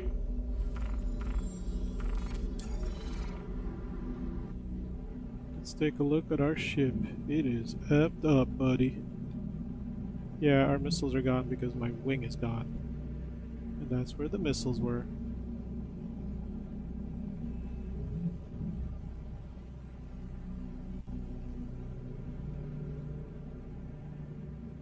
Oh, look, our missiles are back.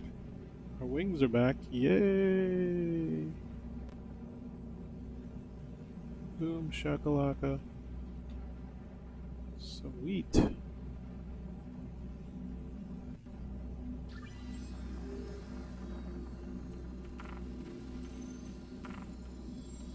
Thank you, Evers Harbor. You are clear to launch.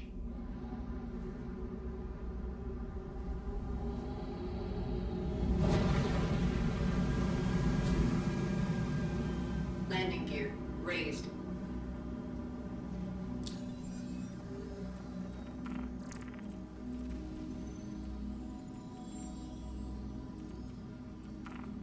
Thank you, and please visit again.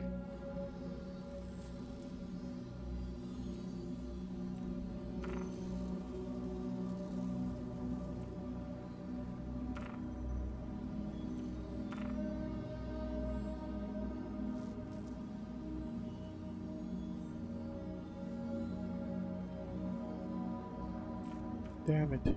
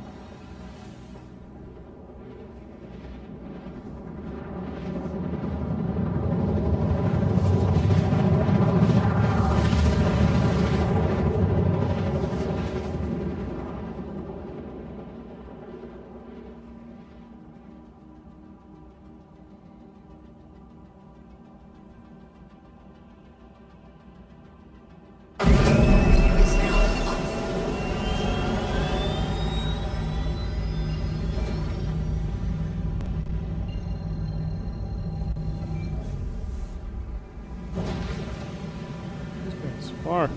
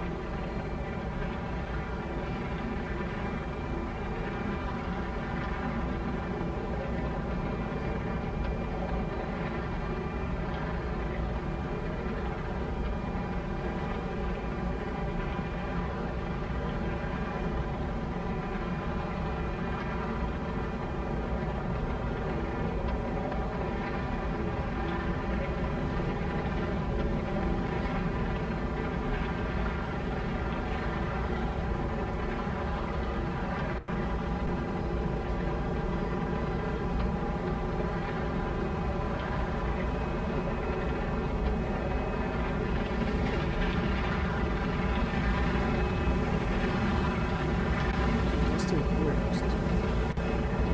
Max speed it.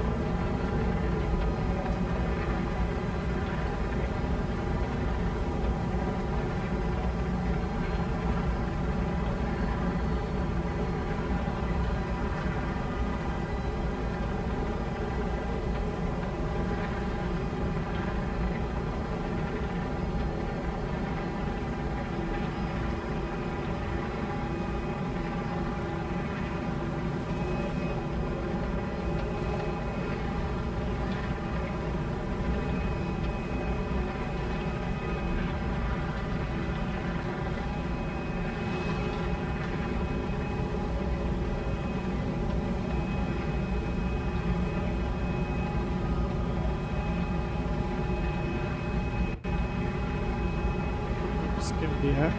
Get there.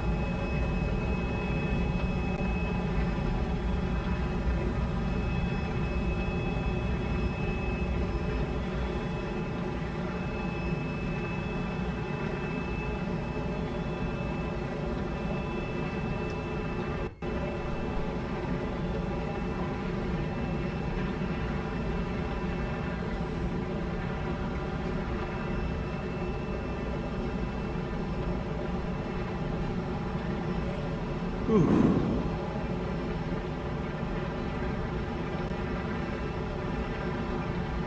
Rocky hit well.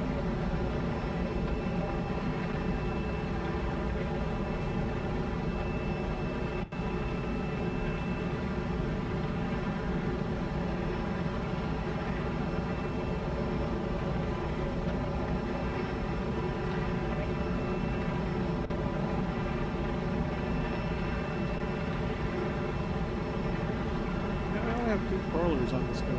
Good. Maybe I should switch to the 1.5A. That also has two crawlers. They're way more mobile. Especially in that.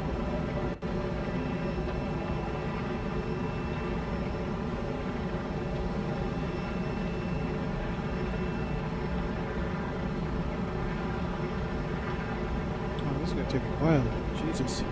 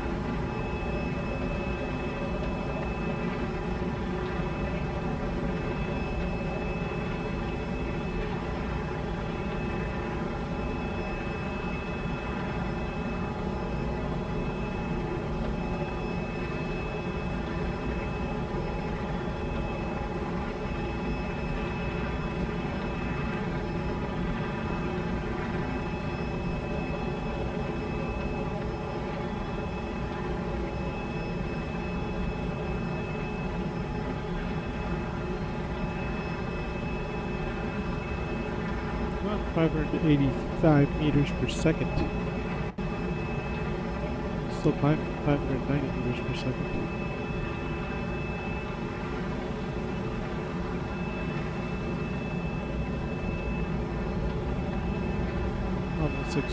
Almost reached 600 meters. Oh, I am at 600 meters per second now. 610. Hydrogen fuel is at 75%. Well, yeah, no shit. I had to use a lot of it to get to this fucker. I haven't even done any.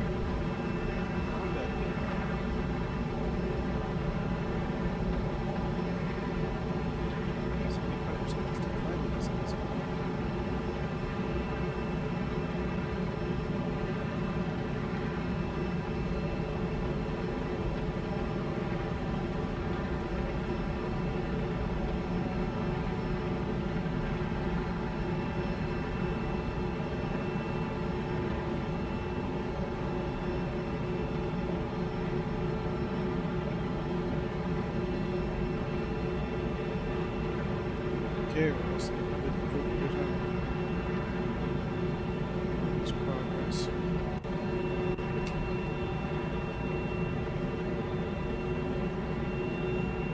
Alright, now we can start to dive back.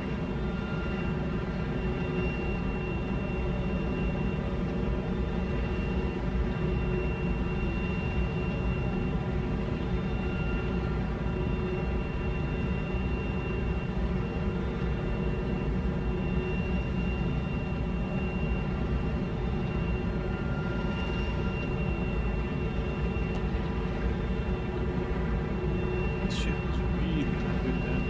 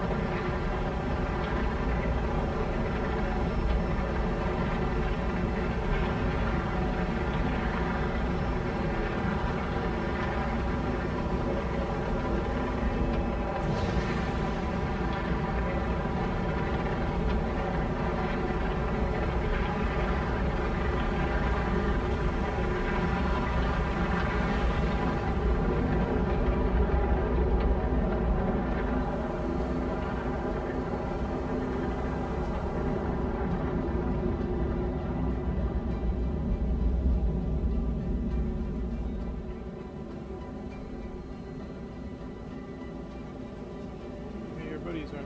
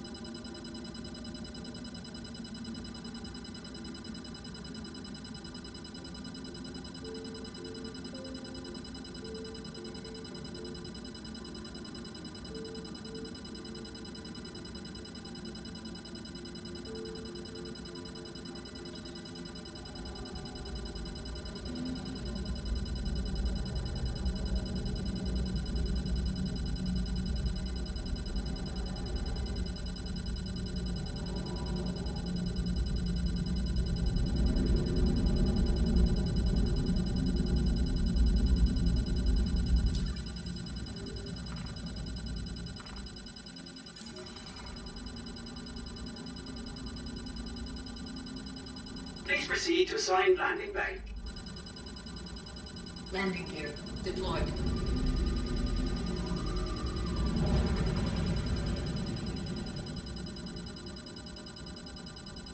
I was freaking out from that last missile. I was going to launch one, but he crashed into the ground. So I didn't need to launch a second one. Just let him, drill himself into the ground. But I had a missile lock on him. And I pressed the fire button at the same time that he crashed, I think. Now my missile warning, or my missile lock. Still indicating missile lock. Alright, buddy. Set you down here. Let's see about fixing you up, getting you all restocked. Landing complete. Have a pleasant stay. Okay. All systems offline.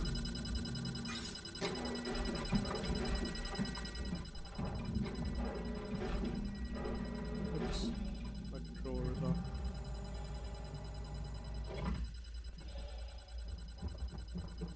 Awesome sauce. Alright, so in order to start getting the North Rock, or not the North Rock, I think that one was specifically Eckhart. I need to do 2 ECNs. I'm going to switch to my... What do I want to switch to? We were doing high-risk targets in the...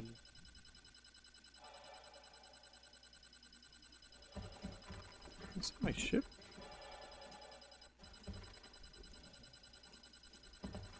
We were doing high-risk targets in my beta, so maybe we'll take out the beta. I believe the beta has 2 shields. The Nomad has 3. It's got size 3 guns. Then again, 325A also has pretty good loadout.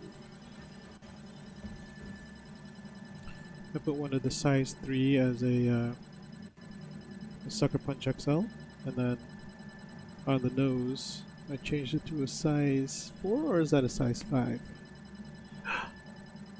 We do have the Harbinger Warden. I wonder how that flies in Admiral. We could try that one.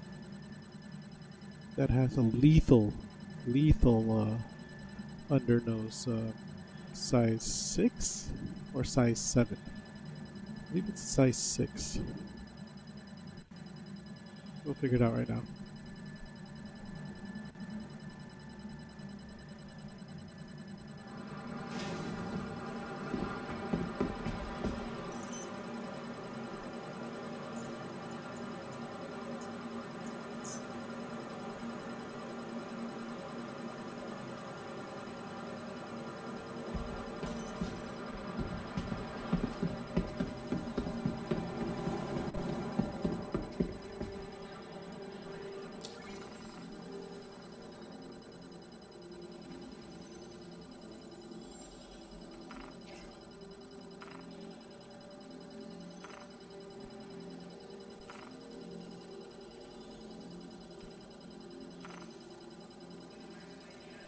Size 5. I was wrong, it was a size 5. It's M7A cannon. I always get those damn cannons confused. They should just call it an M5A cannon.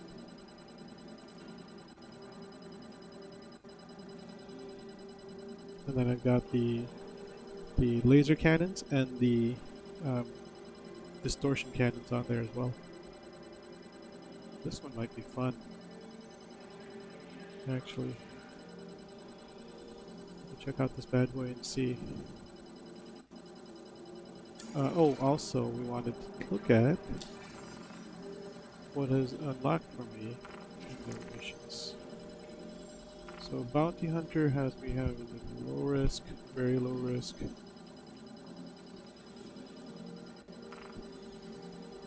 I have to unlock medium risk now. Over in Aberdeen. That's fine. Go ahead and do that one. So the awesome thing about these are that I still have my reputation, so I don't have to re-earn the reputation. I just have to unlock the bounties, the certifications. Since I have the reputation for doing them, once I unlock them, I'm already able to unlock the next one up the list. Oops, this is all the time.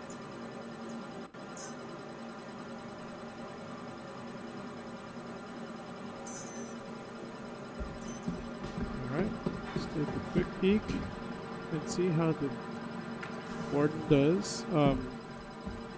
If we have an Atmo bounty, that'd be awesome, because then we can see how she does with Atmo. But if not, I haven't seen her in space combat either, so we'll see how she does in both, hopefully.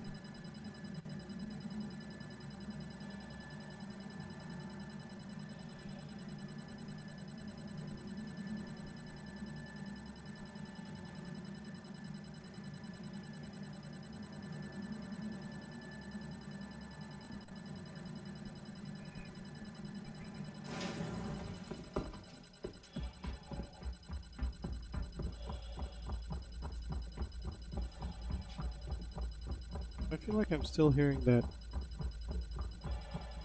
ticking for target lock.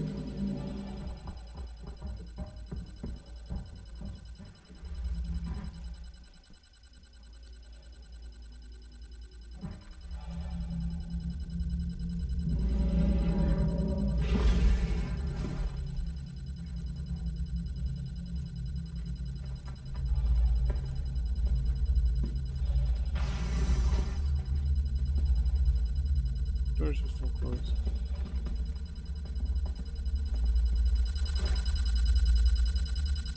It did transfer over to the ship. Son of a bitch.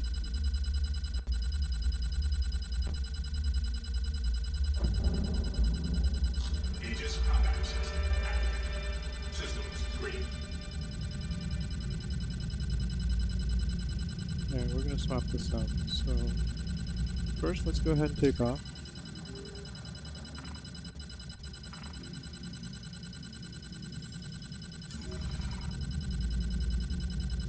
You are clear to launch.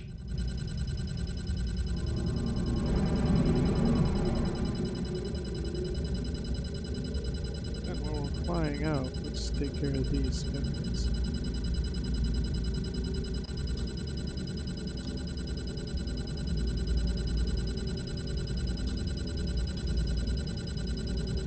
Thank you, and please visit again.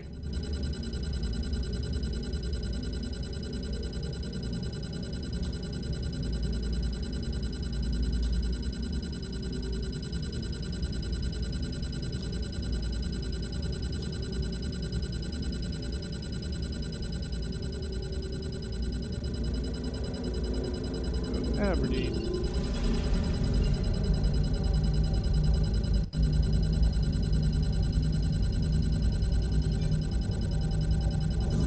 Auto travel initiated. Landing gear retracted.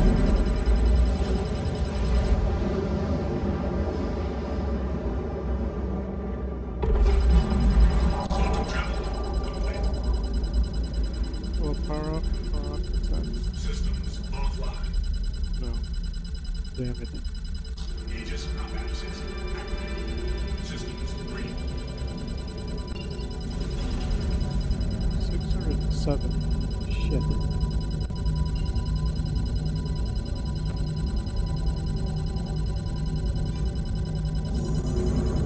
Auto travel initiated.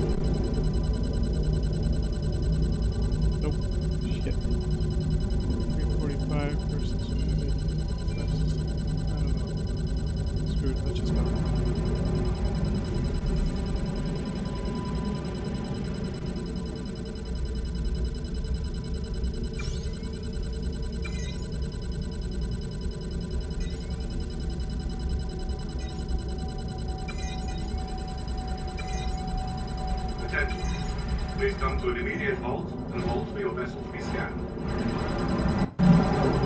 You just run into me, you fucker.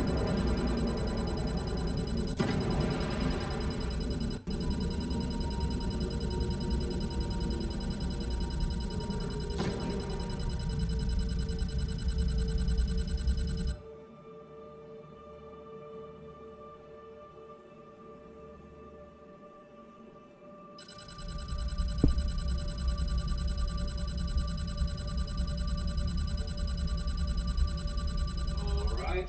Everything checks out. Feel free to go.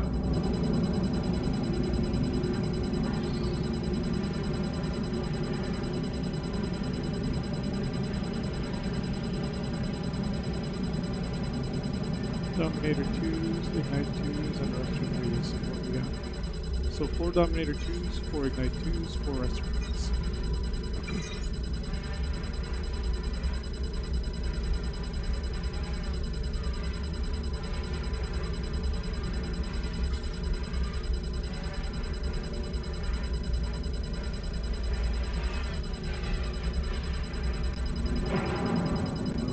Do this first. We can bedlog in this ship. Forgot about that.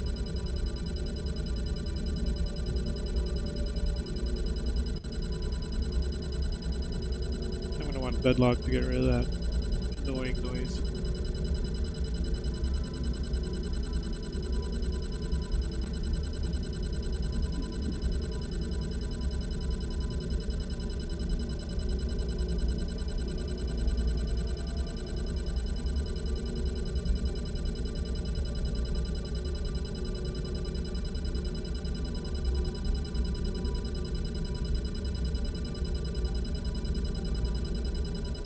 It is not the warden's fault. This was actually on the ooh,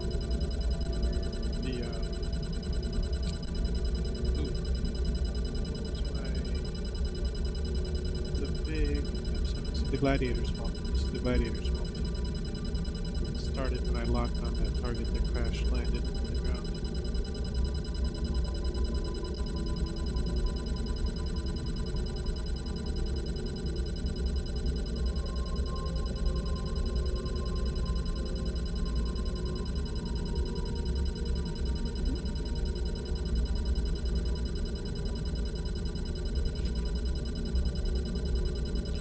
Now we have not unlocked ERTs in this character yet. We've only got the HRTs, so we're just going to unlock the HRT bounties, and then we'll go back to our ground conquer missions, just so I can have unlocked everything that I have. What is that? I'm still too far for that to be anybody.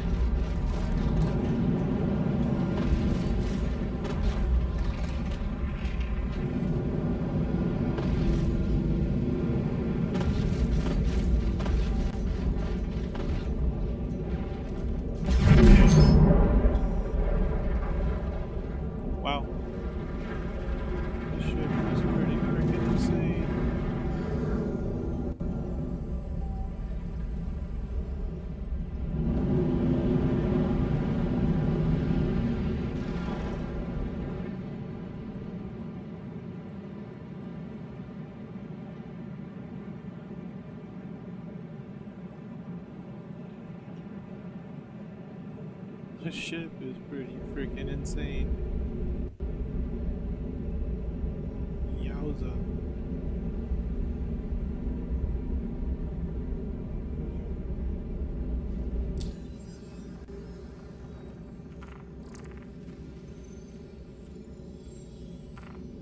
Look at that, now we got 9.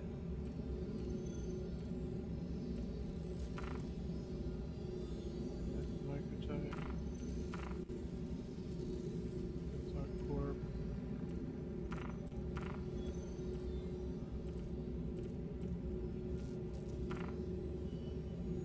HRTs for the Bounty Hunters Guild.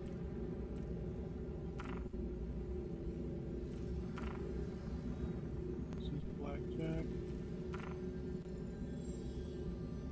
That's Microtech. This is for the Bounty Hunter Guild.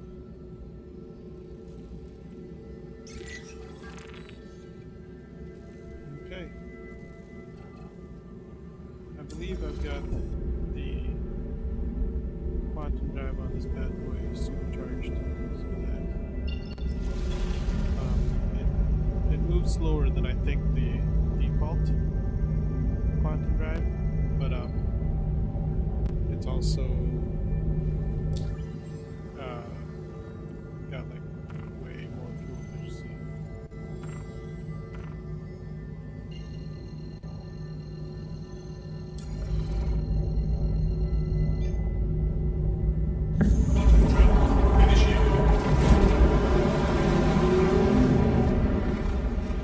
Clear the route.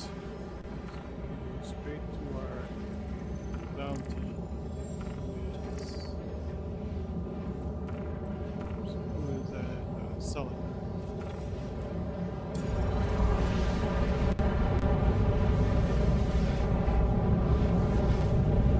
And I think HRTs are where we are at with our Bounty Hunter Guild. We can check that here in our Delphi. Yeah, Bounty Hunter Guild. We do not have the ERTs available. Oh, we have the BHRTs available. So we have one more after this one. That's right, we have unlocked BHRTs. We have not unlocked ERTs yet.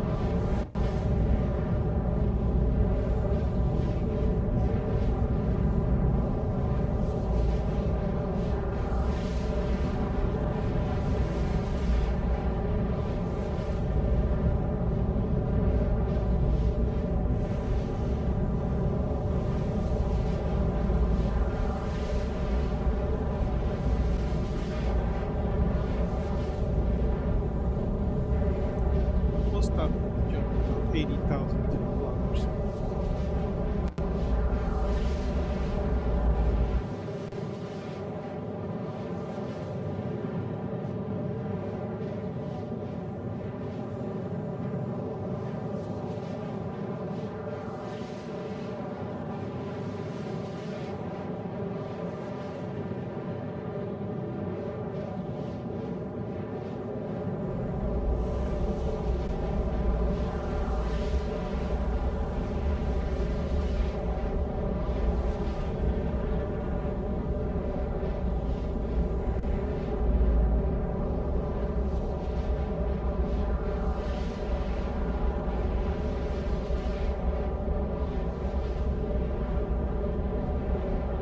We used up 2 of our missile payload.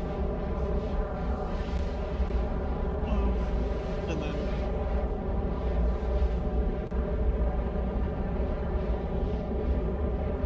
the rest were just our payloads.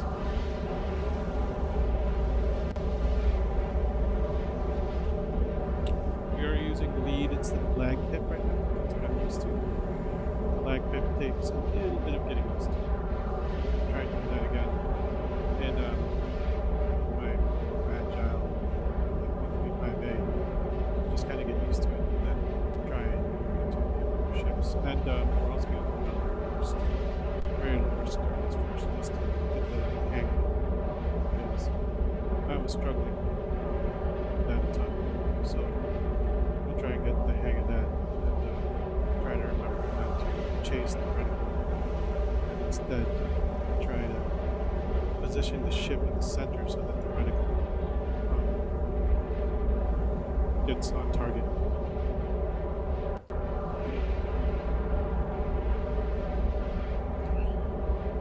The lag pip is the reticle goes behind your target, and so you're focusing more on your target's flight pattern, and you're trying to match it to shoot and hit correctly. So it's different.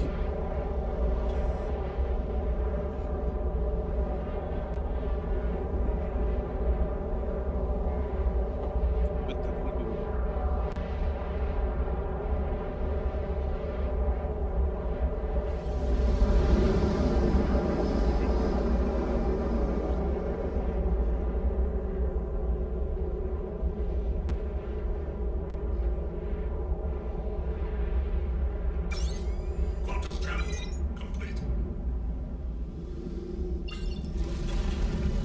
No, still gotta get closer. Dang it.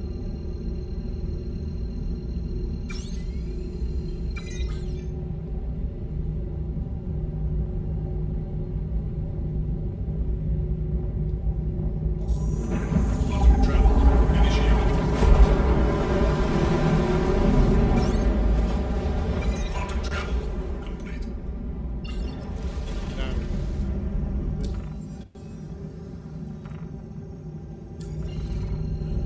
so we got two Dominator 2s, 2 or 494, and 4 Extremes. So we choose 2 Dominator 2s.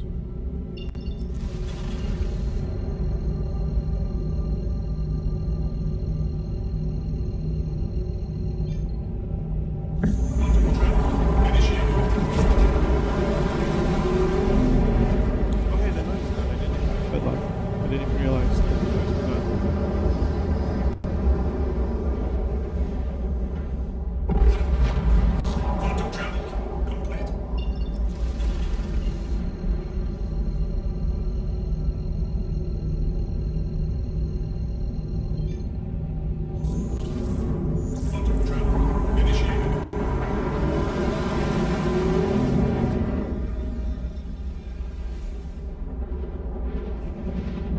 Night side battle.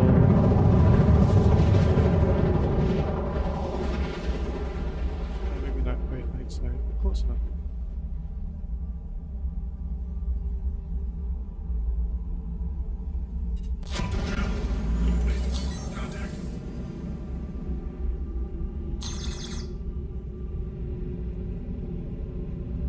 Another Vanguard Warden, huh? Can you handle your own missiles being thrown at you? Because I can.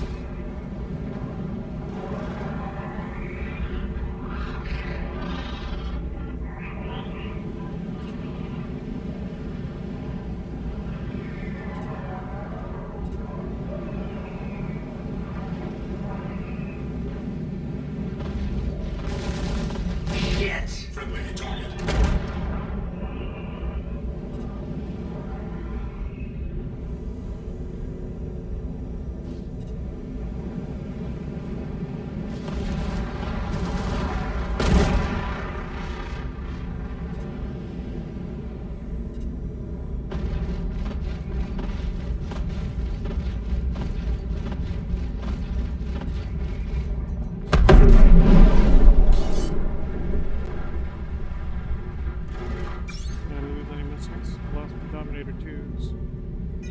My Ignite Force are still there. I know I didn't lose my Dominator 2s. I used my Dominator 2s.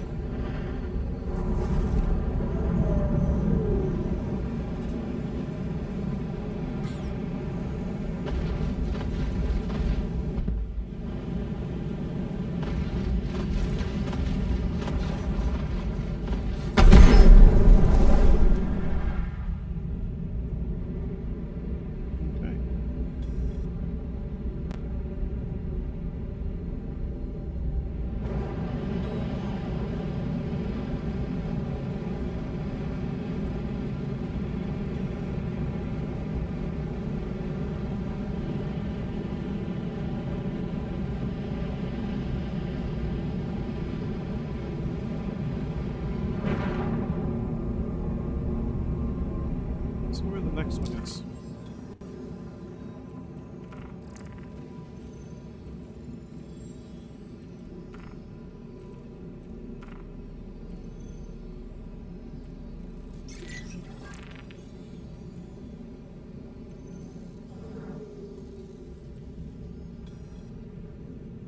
Okay, so it looks like we will need to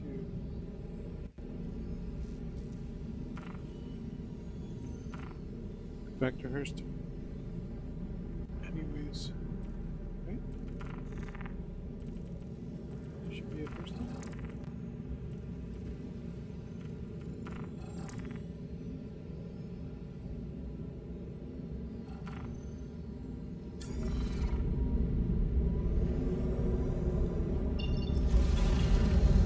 And on the way, we will stop and get our wing fixed here. Oh, and get our missiles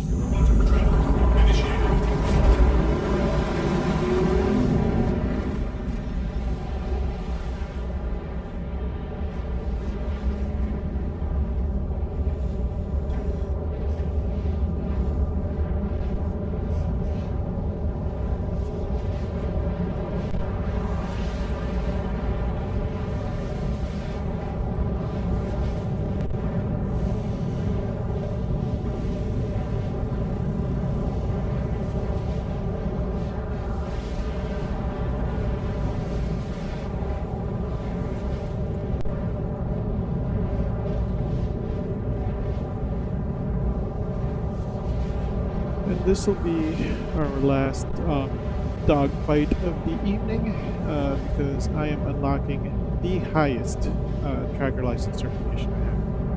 I do not have yet the ability to unlock the ERT because I do not have enough reputation. So we will switch back to the ground pounders.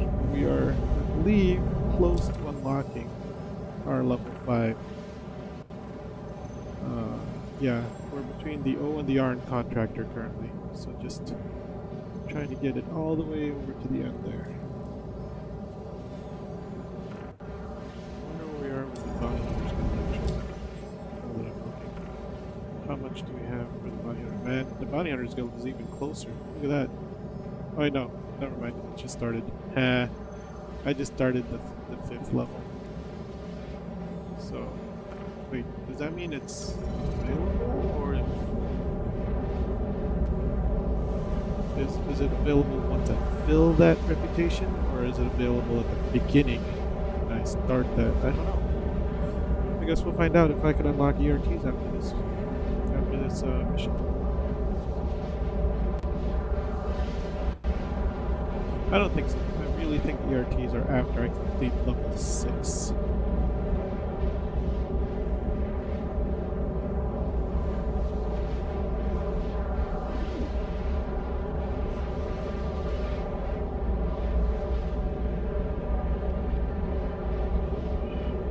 Our fleet is all upgraded to the gills, so I want to retry VHRTs in my Mustang Beta because previous to this batch I had done a Mustang Beta proving its worth video and I got killed pretty quickly with VHRT. I think I was watching the stream and I did not fire off my flare early enough to avoid one of the incoming missiles. I was way late. After I heard the missile fire, I was way late on releasing my flare, so that was really all on me. So I really want to try the VHRT in a Mustang Beta to see if I can handle them. My stock kitted Mustang Beta is the M4As, which stayed on there. I put on gimbaled sucker punches to add some distortion power to it. I have twin FR66s. I believe the Beta has twin shield generators. I have the Ultra Flow and the Zero Rush, thanks to the video I watched by Subliminal. And then I also have the JS300, which is the size 1 military power plant, and I have the Atlas Quantum Drive, which is kind of like middle of the road in terms of speed, but it's got the best overall fuel economy. So I really do like that one a lot. Well, I mean, not the best fuel economy, but it is like pretty high in the fuel economy versus speed category. So it's like the fastest, most fuel efficient quantum drive. That's the one that I go for usually, so I can go for max distances at the quickest pace.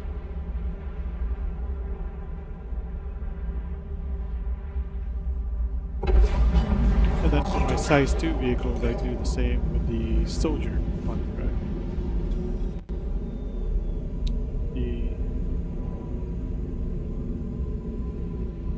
The speed to fuel consumption ratio is pretty good with the Soldier as well.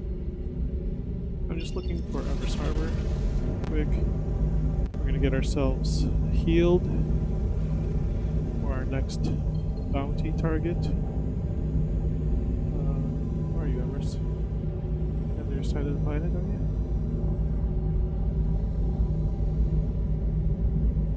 Where are you closest to, though? Come on. Show yourself. Oh, there you are. You're directly across. I should have some OMs visible to me, shouldn't I? Oh, there's no OM. OM5, we're gonna have to do 2 jumps. I could jump to Lorville, but then I feel like I'm in Lorville, then I have to jump out of that. I don't really think you have to jump out of that. But this is okay. OM4 we'll see. Everest Harbor. It's not really that big a deal.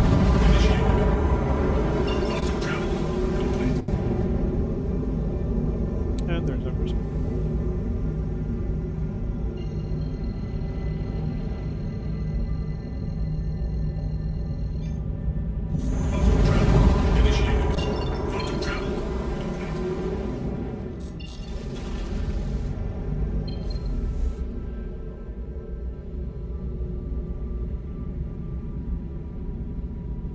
Squeezed up 2 of our missiles, and our wing is gone. So we need to make sure we repair that, especially for these missions where our priority to be in atmo. But it does feel better than the Gladiator in atmosphere.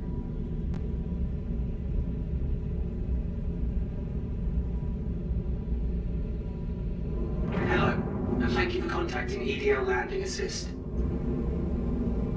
We will. Hold on a second.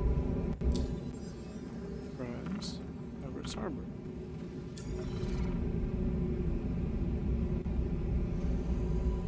proceed to assigned landing bay. Right below me. Thanks, sir. Landing gear deployed.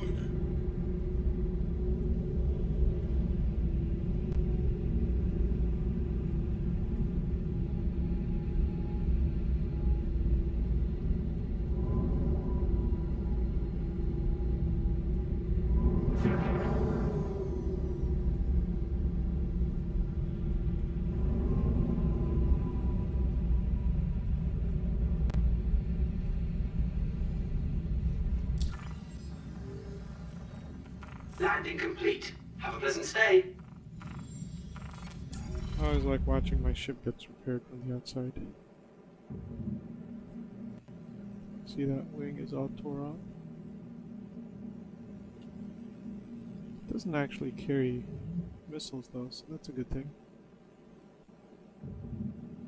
Especially since it's pulled into the body so neatly there.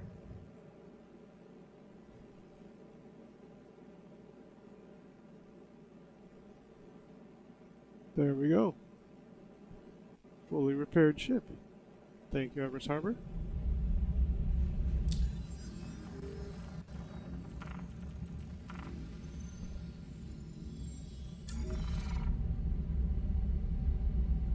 You are clear to launch. Thank you, good sir.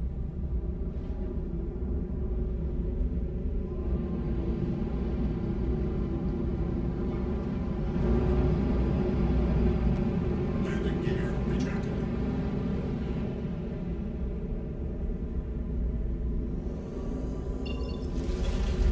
Thank you, and please visit again. Bracken right job. Okay.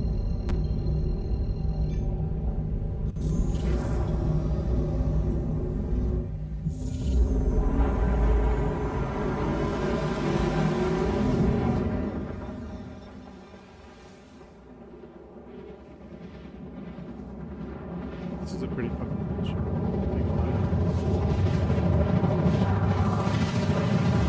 I like her. I like her a lot.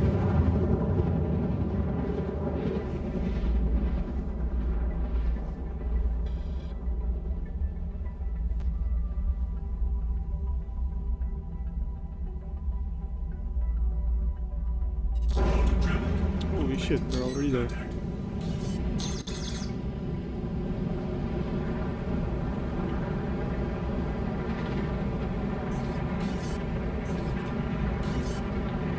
Valkyrie Force.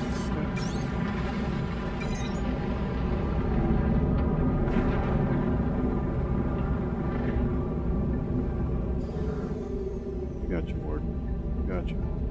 Oh shit, a third one. A hurricane. Hurricane first, of course. Missile lock.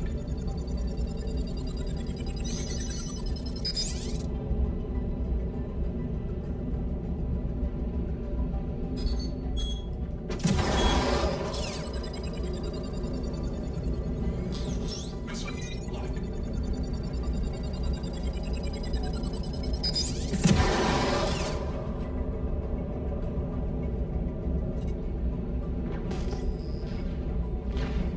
Son of a bitch!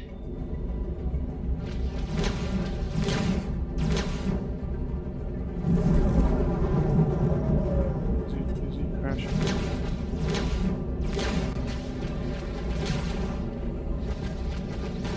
Shields under fire. I got you, bitch.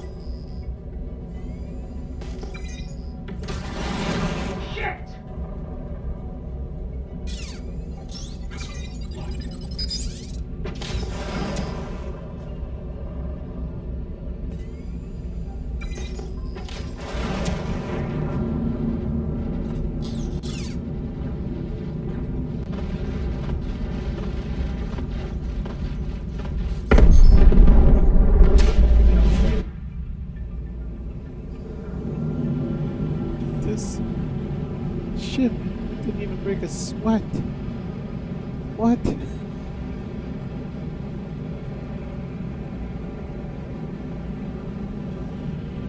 Look at this guy. Oh man.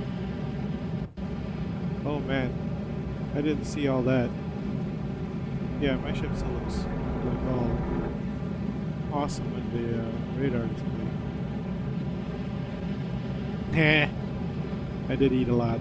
I did eat a lot of that. That was my bad. That was totally operator error. Man, this ship is fucking beefy.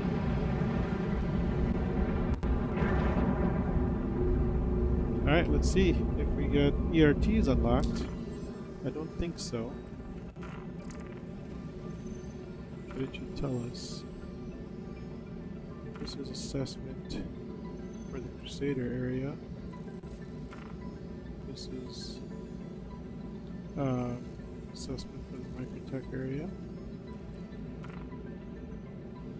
This Blackjack Security. Yeah, that's it.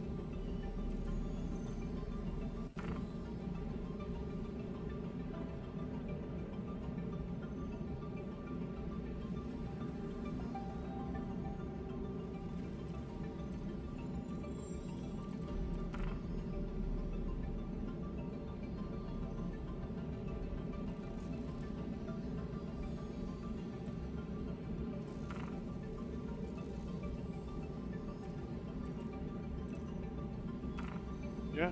That's it.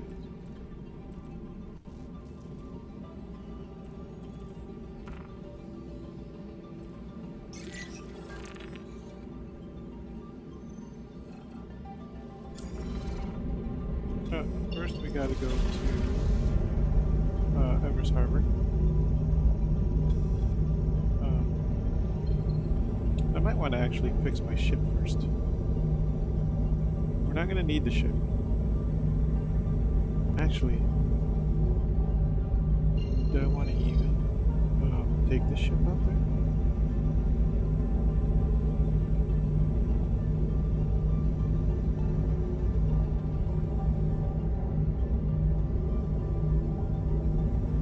Let's just go to 1-3 and then what's next?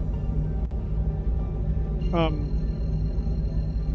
mean, it doesn't make sense to not take the ship out there, but I do like to hide behind the blind spot of the turrets. This ship is really good to hide behind the blind spot.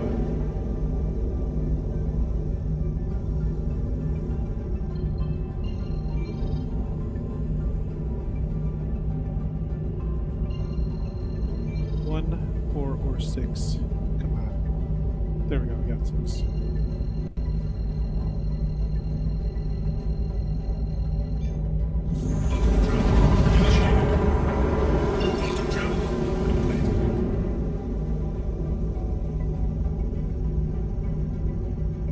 Yeah, so we will land this bad boy. And then we'll just take one of my small ships so I can hide it behind the blind spot of the turret. Because you just never know in this game whether or not you need to escape discreetly.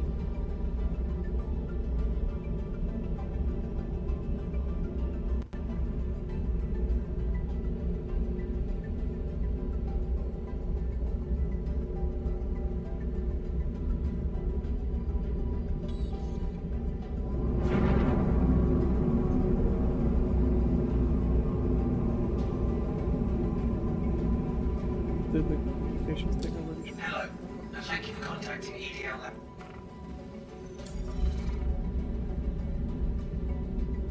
Please proceed to assigned landing bay. Well, thank you. That was pretty epic fast.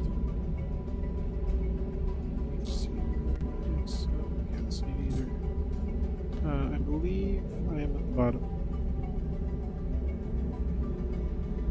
That is my belief.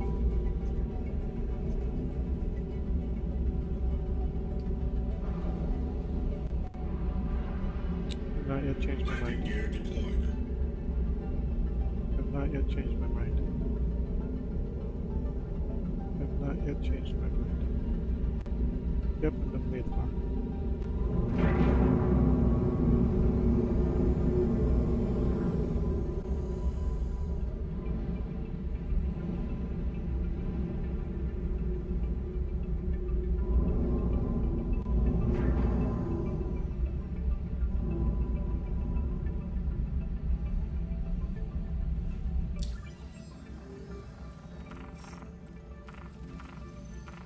Landing complete. Have a pleasant stay. Thank you, I shall do my best. Systems offline.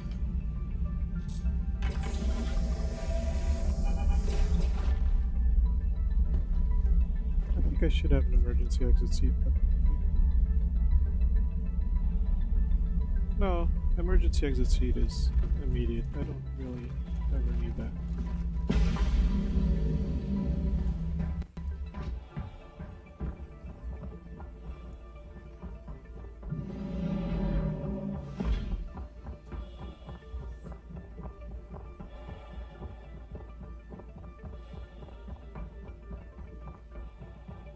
She's getting fixed up, right?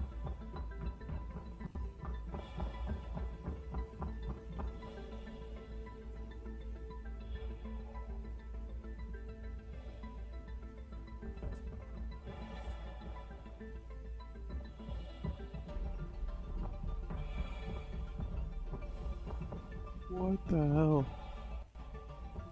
You could see straight into the ship.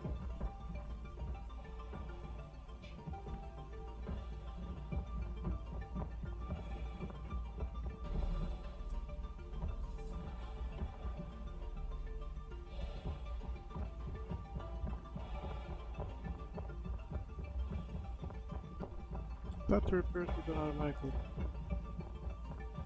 Even if you didn't stick around. We'll find out. For sure fuel is.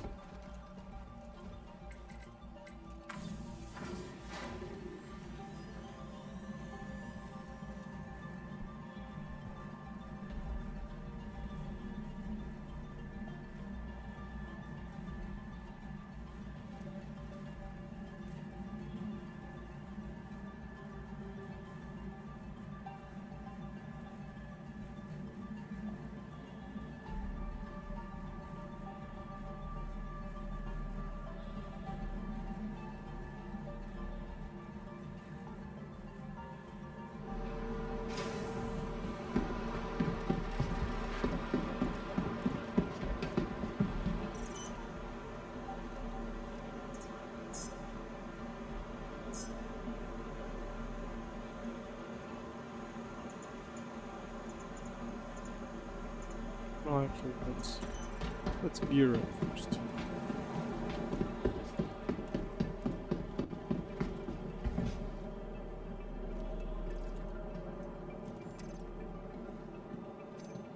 What do we want to wear?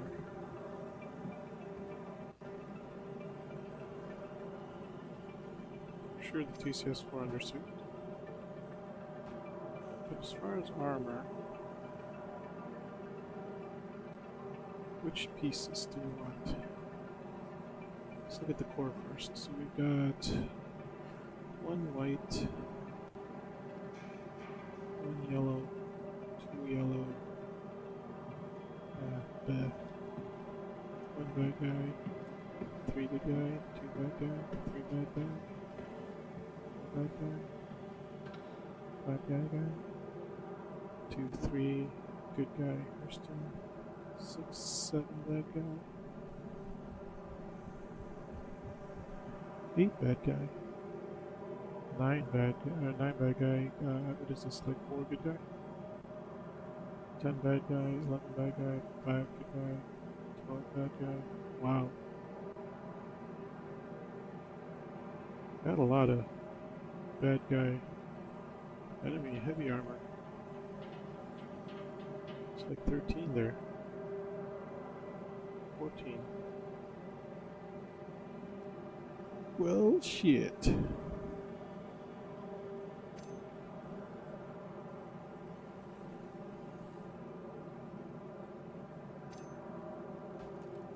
Alrighty. differentiate myself from the bad guys and the good guys is that I have no way to understand.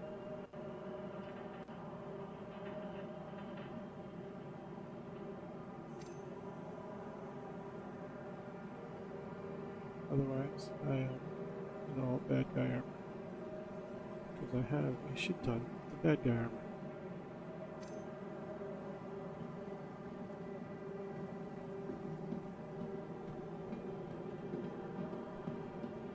It should make sense that I have the same amount of bad guy armor to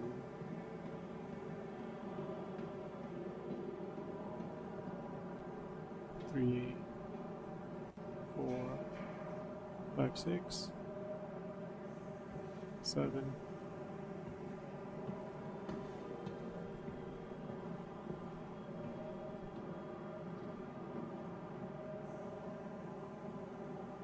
Oh, I only have 7 bad guy arms.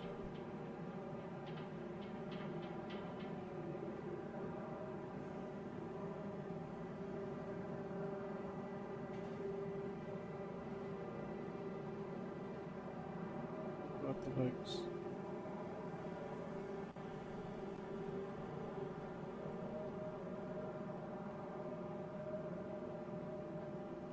One.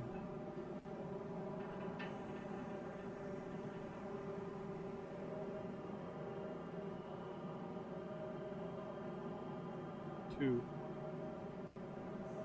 3. 4. 5. 6, 7, 8, 9,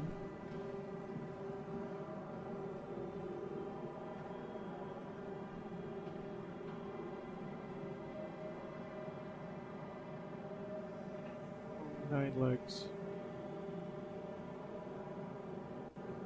Huh. Well, that makes me think I should just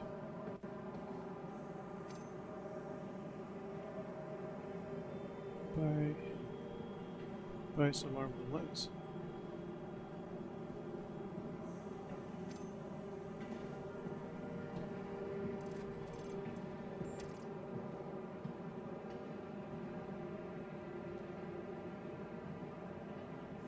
Or loot the armor legs afterwards.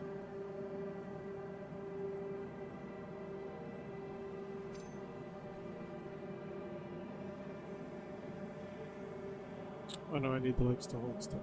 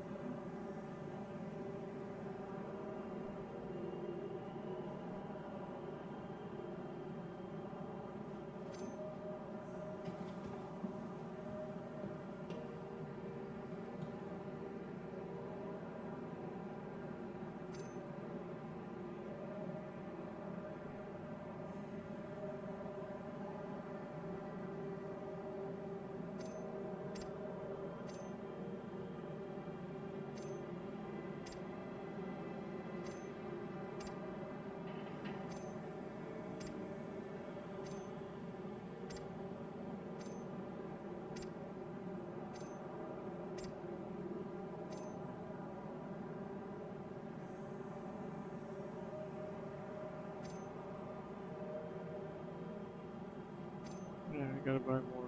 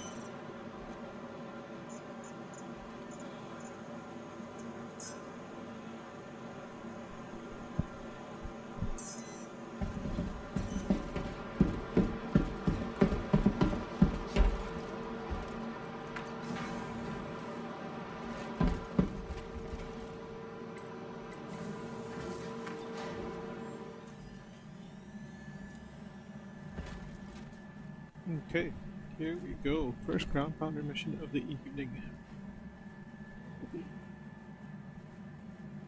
And we have also unlocked all of our um, bounty certifications that we already have. So sweet!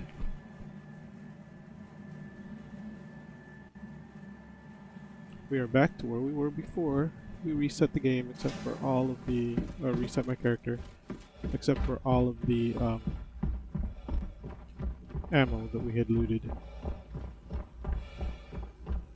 Which we will loot a shit ton of ammo again.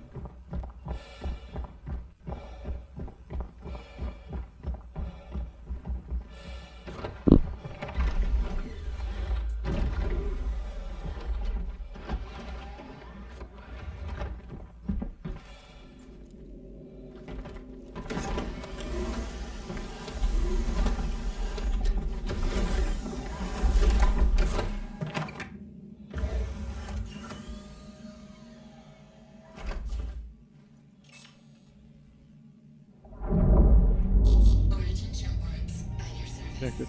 Core system operational.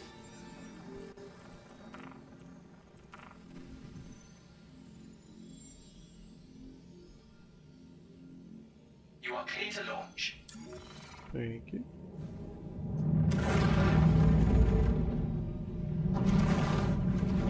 Landing gear raised.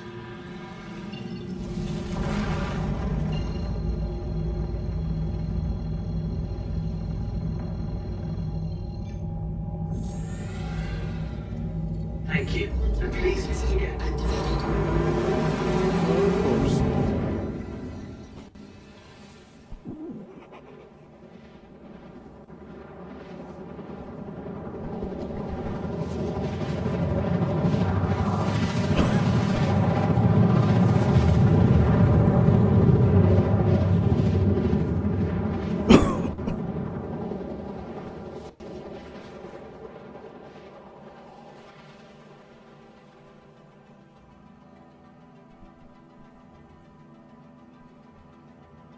We are dark side. Quantum drive deactivated.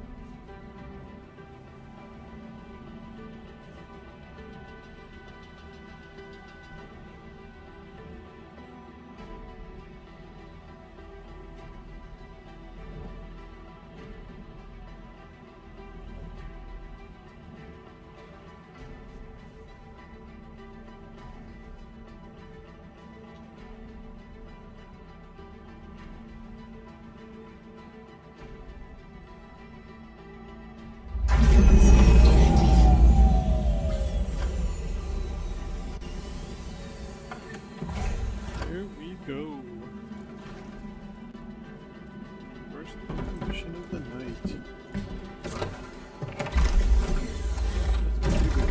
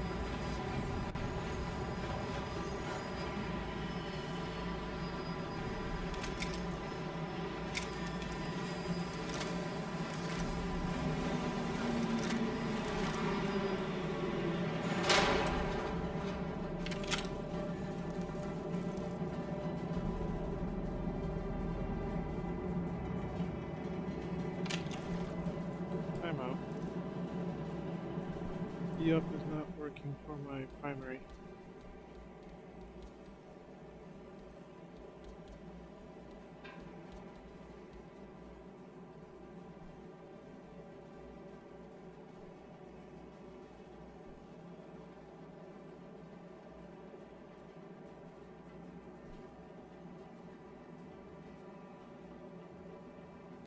Oh, that's flight mode on foot. Select primary. And select secondary. That's what I need.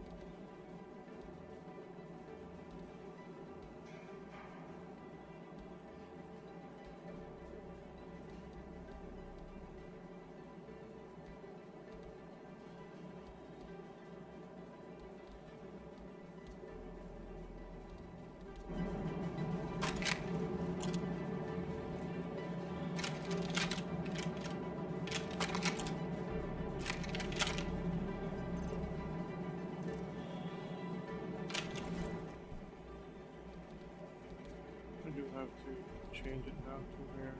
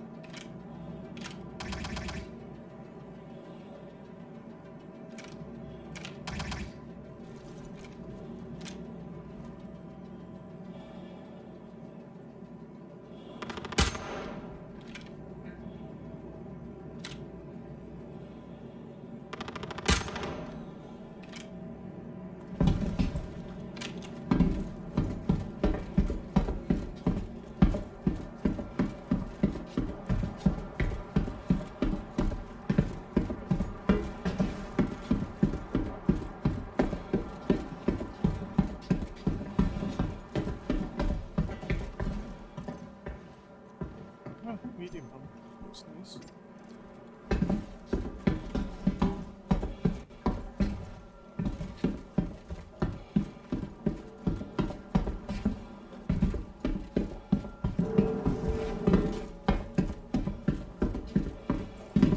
Another.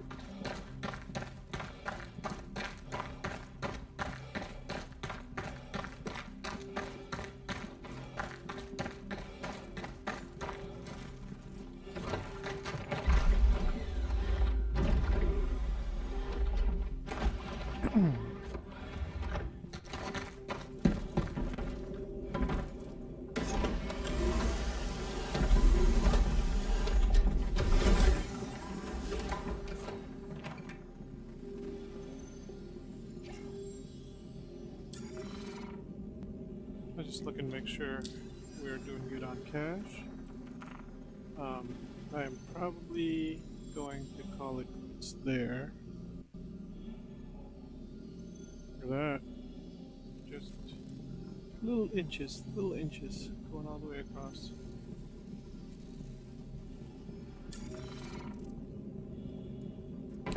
So we will call it there for tonight, and I will get back to streaming tomorrow. But we did a bunch of the unlocking my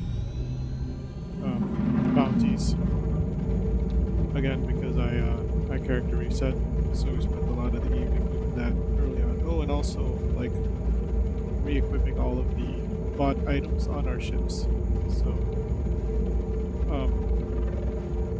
So yeah, I think I'm doing okay with the cannons and dogfight wise. I do like how they do significantly more damage than the years. I am finding that I am running out of ammo for said cannons, but I think that'll be reduced over time as I get better and better at dogfighting.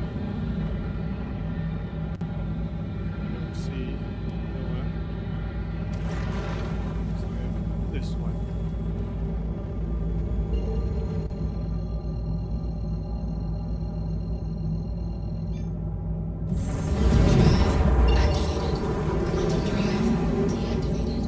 Landing gear raised. Ooh, thank you for raising my landing gear.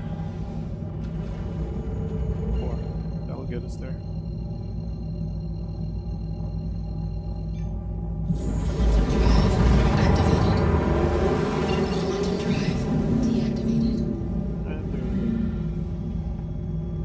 Drop off our loot, and we are going to bedlog tonight.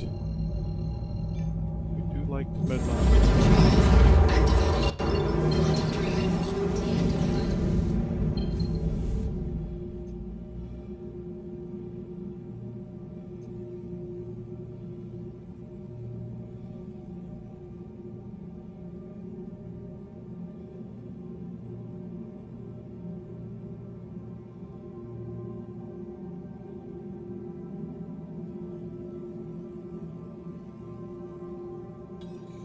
The weapons that we use all the time, I'm probably not going to actually loot for their ammo anymore, because I keep like 4 in my leg armor, and then I have 3 of each on my body as just clips available for swapping in the middle of a firefight, and then the rest of it will be just sitting in my inventory anyways. And I don't need to have, especially the weapons that I'm using, because they're weapons that I loot all the time.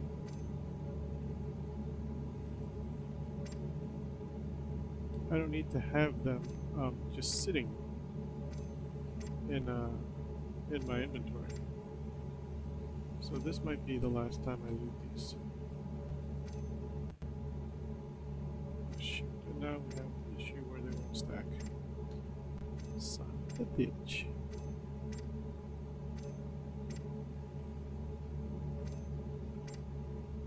All of these guys go into inventory. We'll fix the whole stacking thing next time.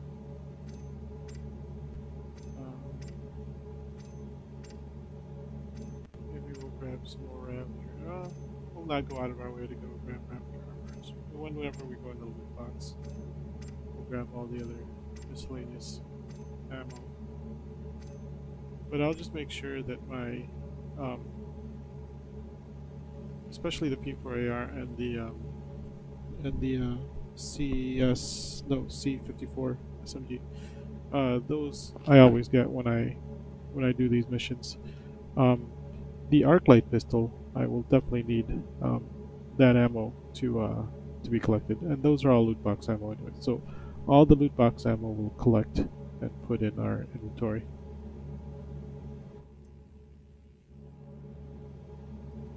And yeah, I think we are good now. We just want to make sure our guns are properly equipped, and they are, one on each side of the backpack.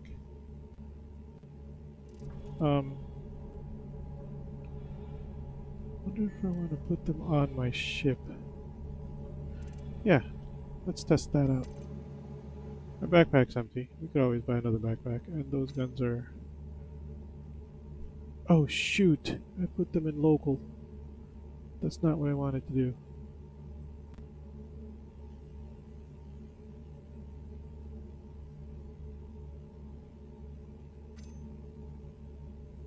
I wanted to test ship persistence.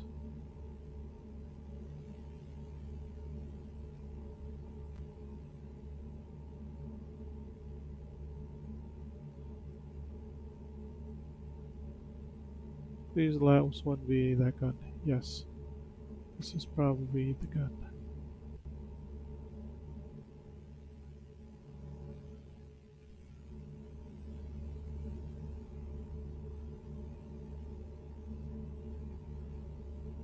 Does have the laser pointer, does have that. Okay, good. And then does this one have the silencer? Yes, it does. That's the one. Okay. So instead of putting it in local,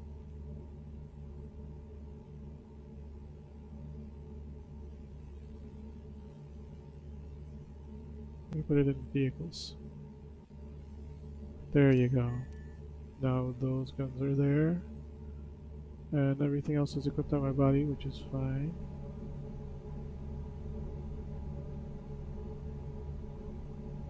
But we totally can if we're going to bed. Yeah, let's put all of this in here. Well, first... Oh, we can store it on the ship. It's fine. I can grab all that from the ship.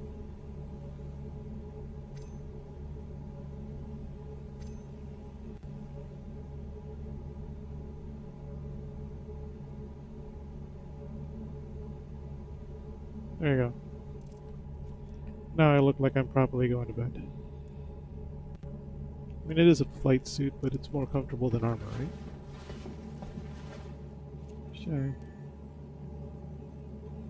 Should I actually get into a robe? Alright, let's do that.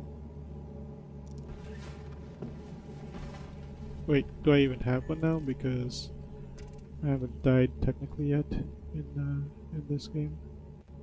Let's look at clothing. Do robes persist? Yes, they do. Sweet. So in vehicles, we'll put you. Right, so now all of my equipment is on my vehicle. And then I will put on a night dress. Yeah.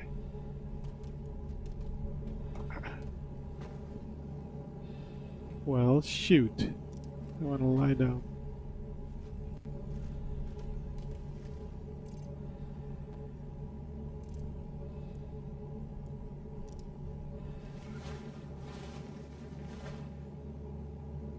There you go.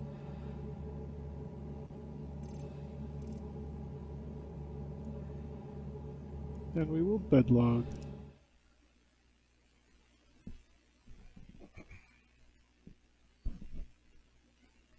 This will be a good way to test also not just the bedlogging mechanic, but the but seeing how your items are after you get back in game. Hopefully the items will persist and not bug out. Not a lot of the stuff in there was anything I really cared about. I have like 50 some odd med guns. You can get the multi-tool attachment from cave missions now, so it's not really a hard thing to get that stuff. And then the guns, of course, I steal from the enemies once I kill them. And then the suit of armor is enemy armor, so it's not really even awesome armor to begin with because your friends could mistake you for an enemy if you're doing a mission with them. That's why I only do it when I'm solo. And then the backpack is just a Pembroke backpack. It's easily bought, especially now that I'm making 75k per bunker mission. It's not really a big deal to rebuy that stuff, which is why I wasn't really upset about buying the ammo either, because ammo's cheap in game, and it's to make 75,000 minimum on these bunker missions. So yeah, so I think we're in a good place here. We're gonna go ahead and call it an evening. Thank you guys for watching tonight's stream. Hopefully you guys enjoyed it, and you guys continue to watch. But until the next stream, I hope you guys have a good night. Thanks again for watching.